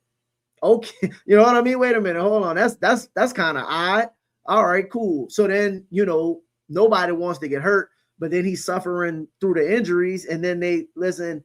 In my opinion, if your front office is slightly incompetent, he can't say the front office is slightly incompetent. But if you read between the lines, and what Z was saying is, one of Z interviews, this was David Griffin's last year, and you'll probably remember this. Z was like, I want to play. I'm doing what they told me to do. Right. I read that as, dog, if it was up to me, I would have been back. If it was up to me, I would be available. But nobody's asking like the personal, the psychology of what's going on, like what necessarily behind the scenes. And Zion, I understand why he don't trust nobody, but at the same time, man, I wish he had an outlet or somebody that how Jordan used to have Amir Rashad. Right. Where he might not talk to everybody, but you, my guy, I'll go to you. It would be nice if Z had somebody in New Orleans that he was like, you know what? I might not talk to nobody else. I'll sit down with you because you, and whoever that might be, because when it's time for me to get out my message, I don't have to go to ESPN. ESPN gonna pick it up anyway or whatever. I could go to somebody that I know, they're gonna be real with me, but at the same time, just kind of like not fuck over me at the same time. Yeah. Yeah, man. It's like a thing, like we're like, I don't know, bro. Because I felt like when he was playing well, even before last season, when he was playing well for them 2-3 weeks or whatever, the season before and it they was shut him just like, down. when he had those triple doubles and stuff, like the first triple doubles of his career, like I just felt like that should have been a way bigger story. And it's like, it wasn't a bigger story, I think, in part because of kind of like how not available, he was, you know what I'm saying? Like he wasn't constantly in front of the camera. So it was like, man, if you want people to talk about you when you're doing well and not just like people just making fat jokes about you, which are outdated now because of Chris, like you kind of you got to talk to us more, bro. But I like you said, I get it on his side. So I don't know. I mean, I feel like we got a lot of good people down here. Like Seth Lewis is cool. Like I rock with Rod. I was like, Rod not gonna do you wrong or anything like that. It's a lot of cool people down here, I feel personally. But I don't know what some of these same folks were saying in 2021. Like I wasn't very here. true. So man, I hope Z have somebody that just advocate, not just Z, because again, I'm advocating for Trey to a degree right now. But Trey, he takes advantage, like full advantage of media locally, nationally. Like you see him on a different podcast every week. Like Trey, he takes advantage as much as he can to get out like, yo, like I'm averaging 17 plus points. Like I am a good scorer, and you know what I mean, like da da da da, like. And this is where great media comes into play, and which is why I wish that. And again, I just don't know, but like I don't. Then that's why I say I don't always know like the kinds of questions or the time that players may have, or like if they have not personal, but like a good enough relationship with said interviewer to be able to ask some of these questions. And then, you know, I understand decorum as well. Like some questions you might not want to ask publicly that people may know. So I get that aspect of it as well. But it's just kind of like if I'm talking to Trey right now, it's just kind of be like, bro, I understand you probably don't like your name being in the trade rumors and whatnot, like, but like over your time, do you feel appreciated? Like, okay, so see that we ain't talked to Trey all summer. So it's like when we gonna have, you know what I mean? You have an opportunity, yeah. You know what I'm saying? I mean, but then if you want to go that little kind of return, like a good you would say, well, a good reporter will have Trey's number or Trey's agent, and they would reach out to do an off-season interview. Like, and then instead of going through the team, you just go through, you know, Trey's camp. Now, I don't know. I ain't gonna lie. I don't think that's the move. Okay, because you don't want to spoil the. I don't think you want to spoil the relationship necessarily with the team. You could do something like because the team gonna be there longer than Trey, like regardless. You don't want to be seen going around like, oh, going behind so you know what I mean. So it's like it's different if you're national. Because if you're national, you don't deal with the Pelicans every day. So you can go to Trey's agent directly or Trey directly, you know what I mean? And then just get that out of him. But if you're local and you do it, it's what Trey said. If you say something about me, I'm going to see you because it's only 5 of y'all in the locker room. Yeah. You know what I mean? So it's like, it's the same thing. It's like, if we do something like that with Trey, it's only 5 of us in that media room now because Will Gill gone. So it's like, God, bro. You know what I mean? We got to get some more people in the media room to be able to supplement y'all. And maybe, to be honest, if you have more people, maybe they get more excited about doing media as well. So that's like, you know what I mean? That's just the interesting aspect of it. It's just kind of like if you get more people that takes it serious and not just use it as like to clout chase or nothing like that, which I know you get a little bit of that as well. Some people just want to say they know people and stuff, but like, no, really take it serious and try to deliver the right messages. Shout out to Coach. Zion is similar to former Saints Ricky Williams, minor the marijuana. Z rather stay in the background than be in the limelight. He just want ball. And listen, he's always been that way. I think that's why when you saw him at Duke, he was able to allow he's very selfless. He's a very selfless person. And I think that's how you see him. Just like if RJ Barrett is at Duke, he can be like, man, do your thing, RJ. You know what I mean? Cam, go do your thing, Cam. BI, do your thing. Like everybody do your thing. And it's kind of like, that's just in his personality and DNA. But like now, you know, because you got a player like Chris, like a person like Chris's trainer that kind of like speaks to it a little bit more. But it would be nice also if he had some. I'm laughing because I feel like this season is like the most we've learned about him for real because of Chris. Like because like Chris is like, yeah, he was 215 here and now he weighed this much and he this and he can run this, and I'm like, bro, like this is the most we learned about Zion. Shout out to Chris for real, bro. Like because this is definitely the most we learned about Zion. So yeah, absolutely. And man, listen, Zion's doing fantastic. And like I expect a big season for Z and everybody else, but it's just kind of like it's almost one of those things where it's just kind of like, bro, not you know what, Lonnie, let's ask this question. No disrespect to him, he said, I don't trust the media in the locker room because they've only allowed the ones that toe the line in the building, and that's bad on the Pelicans. Is that one of the things that's kind of like the toe in the line thing? Because you addressed earlier that people ask questions, and most of the questions you wanted got answered, especially like in the Joe Dumars exit interview. It's just different ways. Is that kind of one of the things y'all are free to kind of say what y'all want. You can say whatever, ask whatever, Um, because I was like, I was of that belief too. Like, you know what I'm saying? As an outsider coming in, I'm like, Yeah, oh, that's the type of regime that they running around here. Okay. Oh, I didn't know.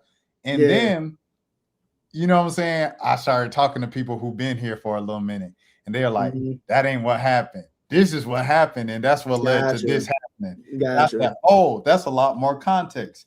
I kind of Mm-hmm. understand it. I Yeah, mean, I feel like that's a fair take. That's a fair take, but like I don't bite my tongue. Like I don't like I mm-hmm. said, I don't care to be friends with anybody. So it's like Mm-hmm. I I think, think yeah, go ahead. not that I won't cut you off, but it seems like if like the people that's been in the media over, the history of following the team, if their personal approach to media has been that way, then it's going to appear that way because there's not that many of them, right? As opposed to if you get more people that's willing to say, hey, not being disrespectful, but hey, I got a question, man. I need you to, I need you to address this. Now, if that coach or that player or whatever get a little tight about it, then that's something about that coach or that player. But you still did your part in being able to go in there and ask the question. And then if they allow and you were able to keep coming back, then I think that'll be the case. I think as we move forward, I think we'll be able to get a little bit more of that. What you saying? I'm gonna get ready to get you out of here, bro. It depends. It comes back down to like, are we gonna hire a full-time beat writer at our outlet? Is the Yeah. Athletic gonna bring, Will back from Houston to New Mm-hmm. Orleans? Is okay, you can put this one up on the screen too. Mm-hmm. This one, if the Um, media scared of being put out of the building, they can't do their jobs fully. but nah, like I said, dang, it was just okay. So like you said, I come in as an outsider. I hear they say, "Yo, we got put out the building." Da da da da da da da. I said, "Dang, man, that's messed up." That shouldn't. And then, like I said, I talked to people who've been there for a little minute, and they said, "Nah, that ain't what happened. This happened. Yeah. This happened," and they gave me more context to what happened to Mm-hmm. to lead folks being out the building. I said, Mm-hmm. "Oh, that make a little more Yeah. sense. That go beyond just asking the question." Yeah. So it's So like, it's always context behind some yeah, of the things that just happened. type, Like, so you, type. yeah. So it's So, like, and then like you say, so if everybody else who's in the building, if their personality is just like a little more like different, like if Rod mm-hmm. just a little more laid back and chill, and so is Will, and now Andrew works for the team now instead of like Mm-hmm. covering the team from an outside perspective. Obviously, his questions are going to be different. I mean, Mm-hmm. that's just is what it is. Like it's a Yeah. personnel. So like you say, you feel like it's going to change moving forward. It will not change unless like we get some more people, some new fresh Some faces and fresh faces in there. or it's going to be he said there's more sides. Yeah, like No, yeah, to yeah, your to your because point, yeah. I've heard folks side. You know what I'm saying? Like I heard their side, Mhm. and I'm like, dang, that's messed up. And I also heard the other folks side. Yeah. so So so yeah, again, there's always semantics, there's always politics. This right, business, there's always right, politics, right, right? right, right, right. And you learn and you move forward and you progress. I just think when we're talking about like the media in general, and then Pelicans media, and not just Yeah. Pelicans media, but New Orleans media, Mm-hmm. I just think it moves forward when you can have more real people. Mm-hmm.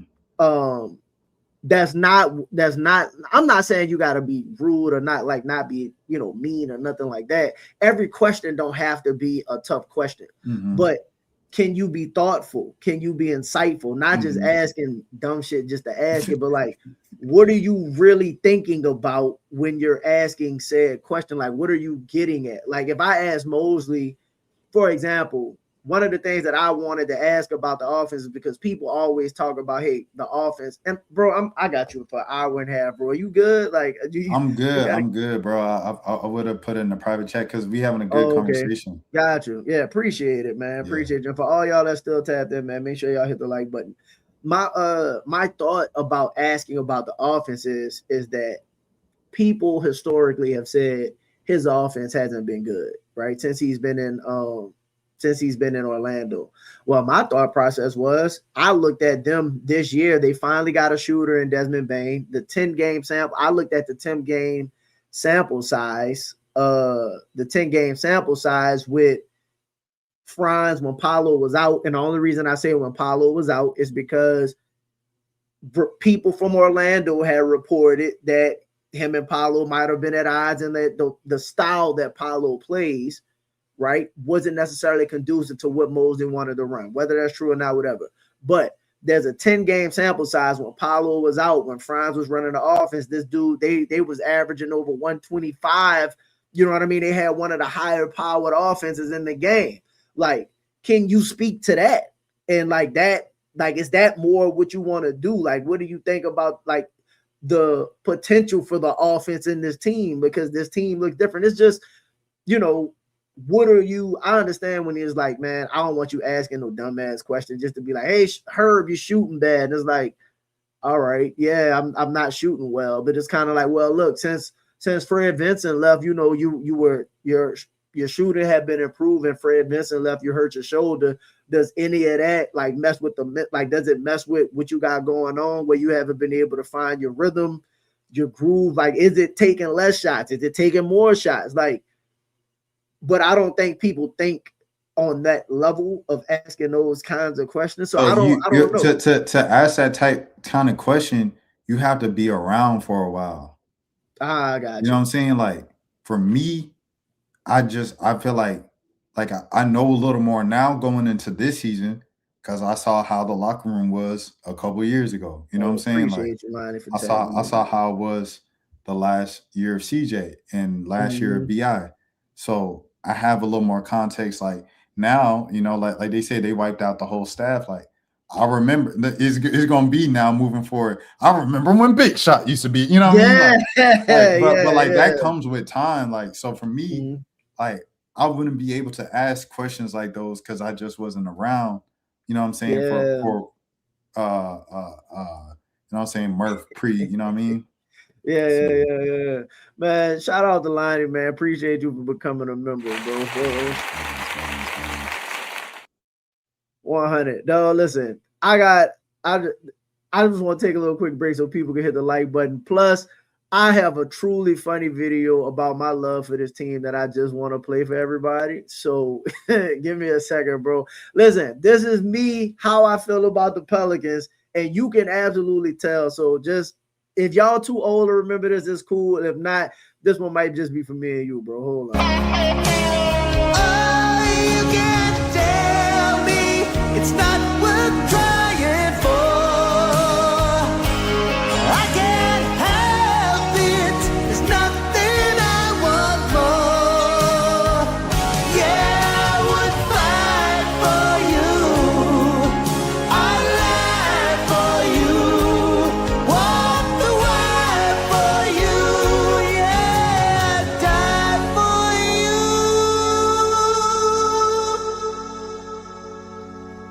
you. You know it's true. Everything I do, oh, I do it for you. Shout out to Stewie Griffin, man. I'm childish, bro. Shout out to the childhood and whatnot, man. Shout out to Stewie. Shout out to Family Guy for sure. Yeah, absolutely, Seth bro. MacFarlane. One of the GOATs, you know what I mean? I appreciate my time, you know, my childhood, bro. Dog, you have been phenomenal, dog. You have been phenomenal. Let me ask you this. What's your expectations this season? Not just from the team and a production standpoint, but from like, are you gonna continue doing the I mean, essentially, you're not a beat writer, so like anytime you go in the building is on your own time, bro. So shout out to you for that, like that level of commitment. Is that something that you're looking to continue doing moving forward, or like how do you plan on covering the team this season?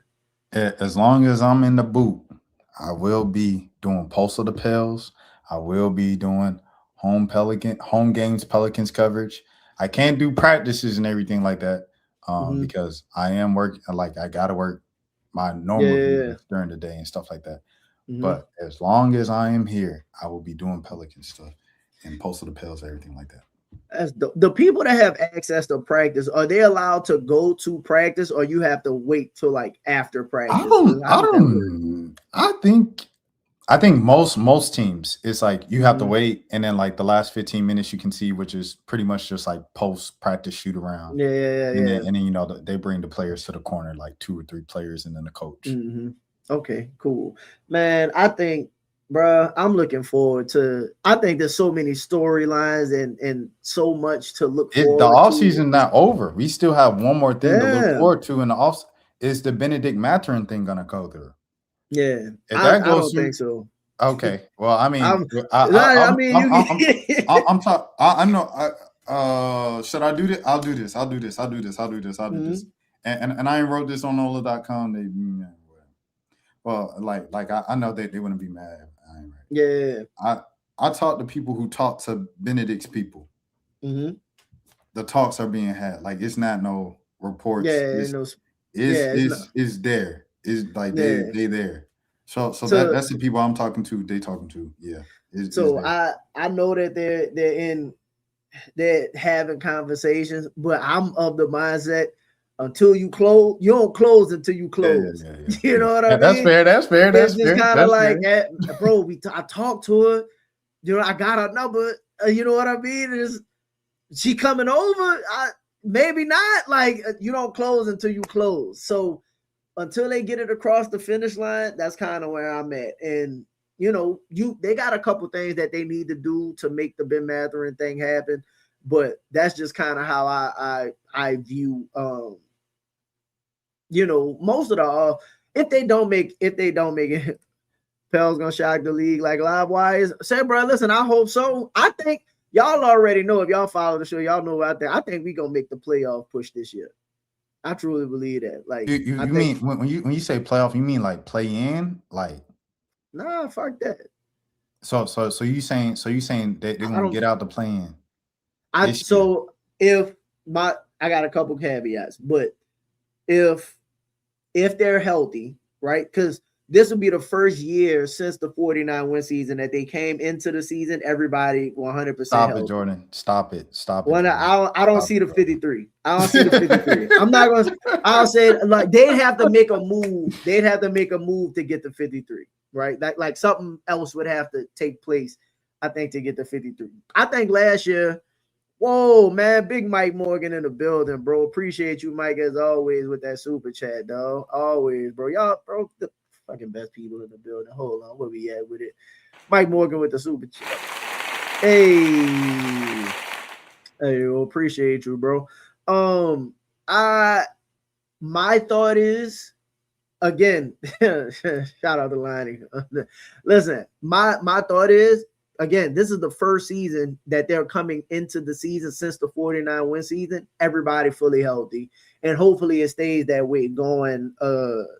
You know, moving forward. Obviously, hopefully everybody have a healthy summer, and then an extended amount of time, right? So that's first. Second, I firmly believe Jamal Mosley is a significant upgrade from a coaching standpoint. They can do 35 flip. Y'all cutting up. I think that's a significant upgrade from the previous coaching. With respect to him or whatever, I just think Jamal Mosley's proven to be better than James Borrego and or Willie Green in their tenure, right? Also, I don't think the West is as strong as people think it is. The Lakers are one Luka injury away from who knows. Houston, while they're talented, we still don't know what's happening with Fred VanVleet. KD, while KD is great, you saw what happened the more time he spent in Phoenix, right? That team slowly started to decline to the point where exactly an implosion happened. They ended up having to move him. And you already saw him on the burner last year was tearing Houston up. You know what I mean? So I don't know what's going to happen when Marcus Smart get there. He may have been and punch somebody out. You know what I mean? So listen, bro, I love Luka. So Luka, the report, Luka girl trying to get more money out of Luka. We don't know how stressed he going to be coming into the season. Golden State hasn't really done anything. Can Steph Curry carry the load. We don't know what Portland gonna look like with Ja and Micah Nori versus Tiago Splitter. It's just a lot of questions in the Western Conference to where I'm like, the only thing I know for sure, OKC gonna be there. I'm assuming the Spurs gonna be there. I give Denver the benefit of the doubt because Joker is great. I give Luka benefit of the doubt because Luka is great, right? Like, and again, that's it. That's it. That's gonna beat up like 100. So you not going Ant and LaMelo? So listen, that's my 5. Ant LaMelo was 5. Okay. Because you stopped at 4. No, so that's why I said that. Okay, no, Ant LaMelo is 5. Okay, and I think they're gonna have time. They're gonna have time. But Ant, Melo, Rudy, you still got Jaden. I believe in Behringer and all of the players. So that's my 5. After that, it's up with the rest of y'all. And I think I'm with you. Yeah. And then if you have, bruh, we can match up with, whoa, what's good, Fresh? Appreciate you, bro. What's up, Kurt? Like, if you can stay healthy, Mosley, in comparison to a lot of the other coaches, like typically when you see a new coach come to a team, you see some form of change or bump or something like that. They should have won 36 games last year anyway. So like, what I'm thinking is going to happen. We don't know what's going on with the Clippers, right? Like, it's going to be BY, is Kawhi getting fired, is somebody going to jail? Who knows? You know what I'm saying? We don't know what's going to happen. If with everything on the line, also don't nothing motivate people like money. Zion contract next year, non-guaranteed. DeJounte on a player option, he looking for, like, next year on a player option, he going to be looking for an extension somewhere. Jordan Poole, if he don't play well, he might be out the league. You see players like him. I don't think so. I like JP. He one of my favorites. But look at Cam Thomas, man. Look at Cam Thomas, right? They're not trying to pay players like JP, right? So it would behoove JP to have a phenomenal season. Granted, everything got to go right. But if everything got to go right, which is the hey, shout out JP. Yeah, I'm a big JP fan, man. Everything got to go right. But if it does, I think we could get to the 6th seed. I think we're gonna be in the play-in regardless. I think we're gonna be in the play-in in some capacity. But if everything go right, I think we could get to that 6. I think play-in should be the goal. Should be the goal. It should be the goal. Yeah, it should be the goal. Man, who you got ahead? Who you got, like, for sure? Okay, like, for sure. I got your 5. Mm-hmm. I got Portland at 6. Okay. But like you said, like everything now is a toss-up. Like Clippers is a toss-up. State is a toss-up because Jimmy's coming back. Jim, when? I don't know, but he coming back at some point this season. Yeah. Like, and then that's 7 and 8. Golden State a couple times before, and they just keep coming back. Every time I count them out, it's like at some point, if they make the playoffs, I give them a chance of winning it every year, though. Yeah, it's crazy. Yeah. Dallas. I feel like we gotta respect Dallas a little bit. With Kyrie coming back, I feel like Dallas and the Pelicans. I like Cooper a lot too. When you're talking about like who gonna make that jump, you know, I feel like the Pelicans and Dallas is kind of like right there. What you think of Houston? Oh yeah, I'm tweaking. I think Houston, just off of pure talent, will be top 8. Just off of talent. So I did 6, Portland, 7. Who I say 7? Golden State, 8. Rockets. Houston. 9. You can go Dallas, and then 10. I think the Pelicans. I think that's a perfectly realistic top 10. You think Phoenix don't make it after bringing Brooks back, and they got Miles Bridges over there? Or they've been so dang like just like weird since the finals. Like I don't know what happened, but they just like, because they have good teams and like good players. Like Dylan Brooks had a good year last year. They need a point guard bad. They need a point guard bad, and they had a good season last year. So for Portland, for me, I think they got to figure out what they're doing with the guard position. They just got so 100%. many, and I think it could work out for them. I don't think they'll be bad. I like Micah Nori, but I'm just interested to see how much time do they take figuring it out, because you got Ja and Dame and Drew and Shaden and Scoop alone. You know what I mean? It's like, Well, all right. it's like Philly though. That's my concern with Mhm. Philly, because like all those guys are ball handlers. Like Yeah. JB ball handler, like Maxi ball dominant. LeBron, he got to have the ball in his hands as well. So it's like, and then Anthony Simons coming in talking about, I'm trying to compete for a Yeah. starting spot. Like what? Yeah. Like it's already missed. LeBaron. They And B got to drafted have the ball. LeBaron. Like it's too much. Exactly. Mhm. Yeah, you my boy from Alabama. Like it's too much, bro. Yeah. Ooh, it's gonna be interesting. No, I don't know. Listen, you saw the video. You see how I feel about the team. I'm riding till the wheels fall off, bro. I think Mosley's impact is gonna be significant. I don't know if he can get to like top 10 defense that he's been, but I think this team is just more off, like as a collective, more offensively talented than teams that he's had in the past. Just like Paolo is great, obviously Bane, and then Franz, but like when you start talking about Jordan Poole capability of scoring, Sadiq Bey capability of scoring, Bryce McGowan could hit a shot, Carlo could hit a shot, Queen could hit a shot. Whoa, what's good, Chaz, man? Appreciate you, bro. Always, man. Look, I done kept this man an hour over what he said he was gonna be able to do, bro. That's how you know you having a great pod, bro. That's how you know you having a great pod. I appreciate it.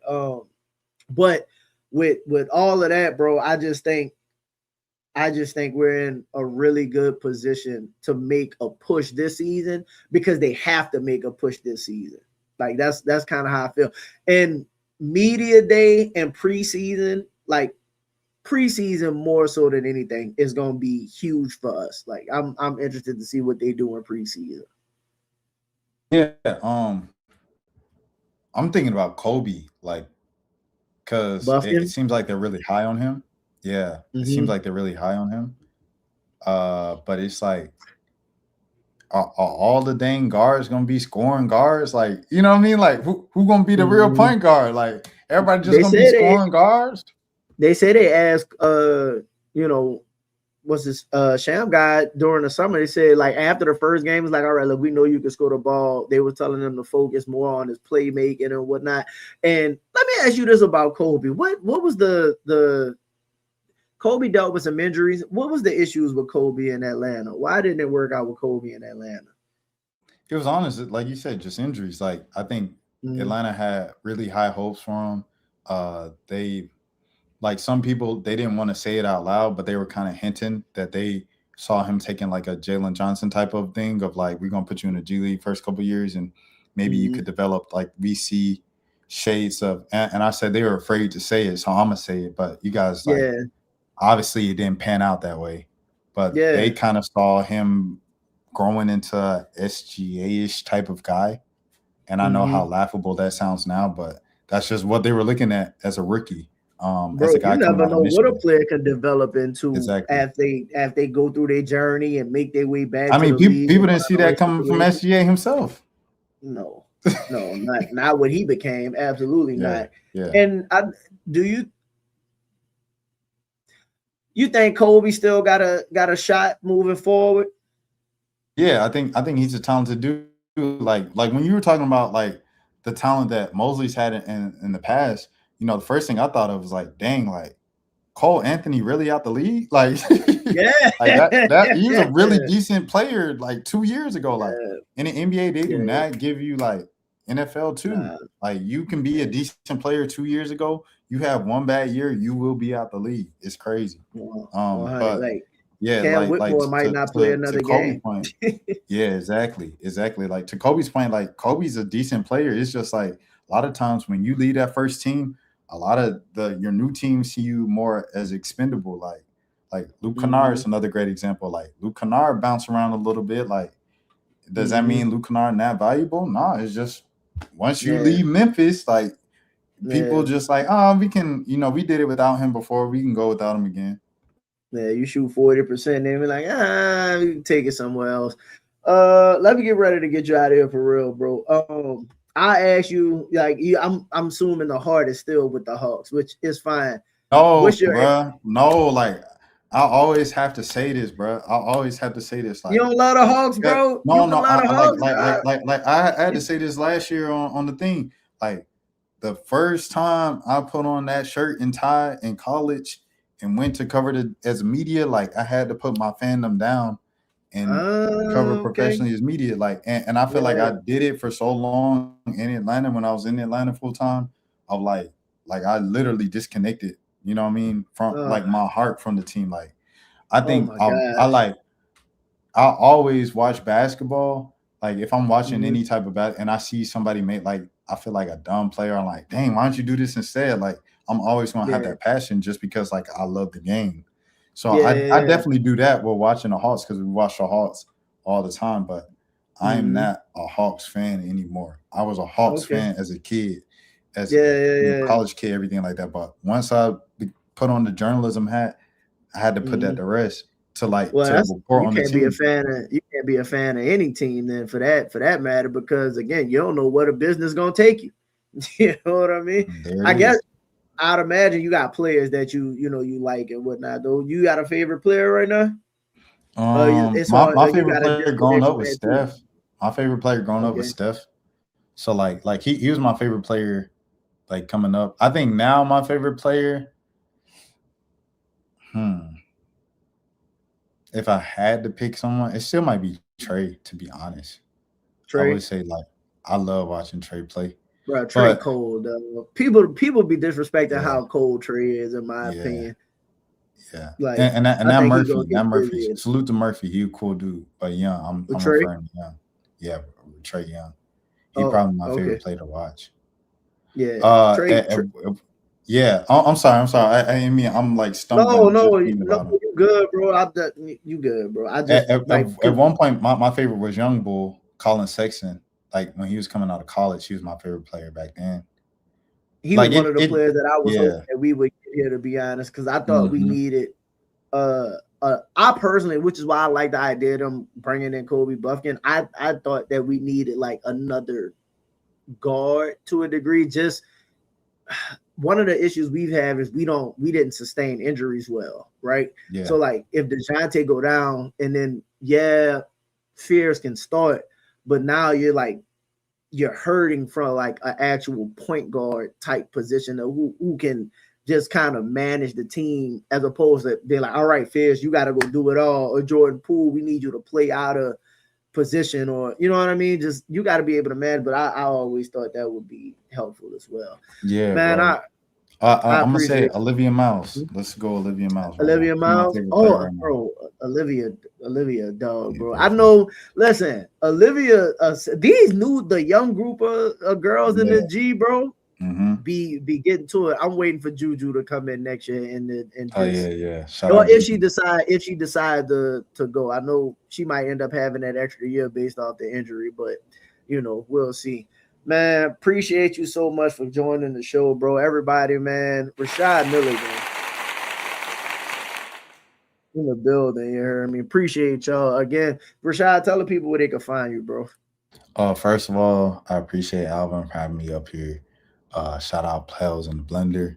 Shout out Chaz. What up, Chaz? Man. Shout out to the Bro, whole chat. you welcome back anytime, bro. By the way, you welcome Oh anytime, man. bro. I don't want to, you know what I mean? Like, I appreciate you first of all for letting me just a yacht for 2 hours in a row. That's pretty Mm-hmm. cool. Um, yeah, man. Where you can find me? Shoot, wherever the wind blows. If you happen to stumble upon my stuff, that's cool. If you never do, and this is the only time you see me or hear me, that's cool as well. I ain't sweating it too much. Yeah. Well, I'll always make sure to put support and do our best, trying to see if we could go ahead and get some of that media access, man. Maybe get in the building next to you, be able But to you, ask some of but these. the question that you asked about the Mosley thing, I was Mm-hmm. like, I felt like that was a good enough question to get in the building. It's like just let him in. So hey, How? Miss B, whoever, you know what I mean, all my people, you know what I'm saying. I Hey, don't it's know, me, bro. it's your boy. I'm giving Alvin the cosign. Wait, hold on, I There, gotta put it bro. this way. I'm giving Yeah. Alvin the co-sign. Let them in the building, man. Let Pels in the bro. blender on the media side. Yeah. I appreciate that, dog. Make sure you put that word in. I know you know people who know people who know people. Right. Because if you don't, we know what it is. It's racism. Y'all don't support black people. So you know what I'm saying? That was a joke. Yeah. Hey, look. It's like Rahsad Milligan. Dang. Nah, it's all good. Listen, bro, this the kind of attitude we gotta have. Nobody believes in you. What are you prepared to do about it? Don't let no one come into your house, take your meal, do what you need to do today. I'm not nervous. I'm just telling you. Let us get in the building, man. Y'all already know what it is. I'm A. Davis, bro. Pels in the blender. Appreciate everybody. Chat, I appreciate y'all. Lonnie, everybody in the chat. Appreciate y'all, man. I'll catch y'all tomorrow. We got another episode. That one's special. I'm going to announce that one too tomorrow on X. Y'all stay safe. Enjoy the intro as we roll out. Peace. We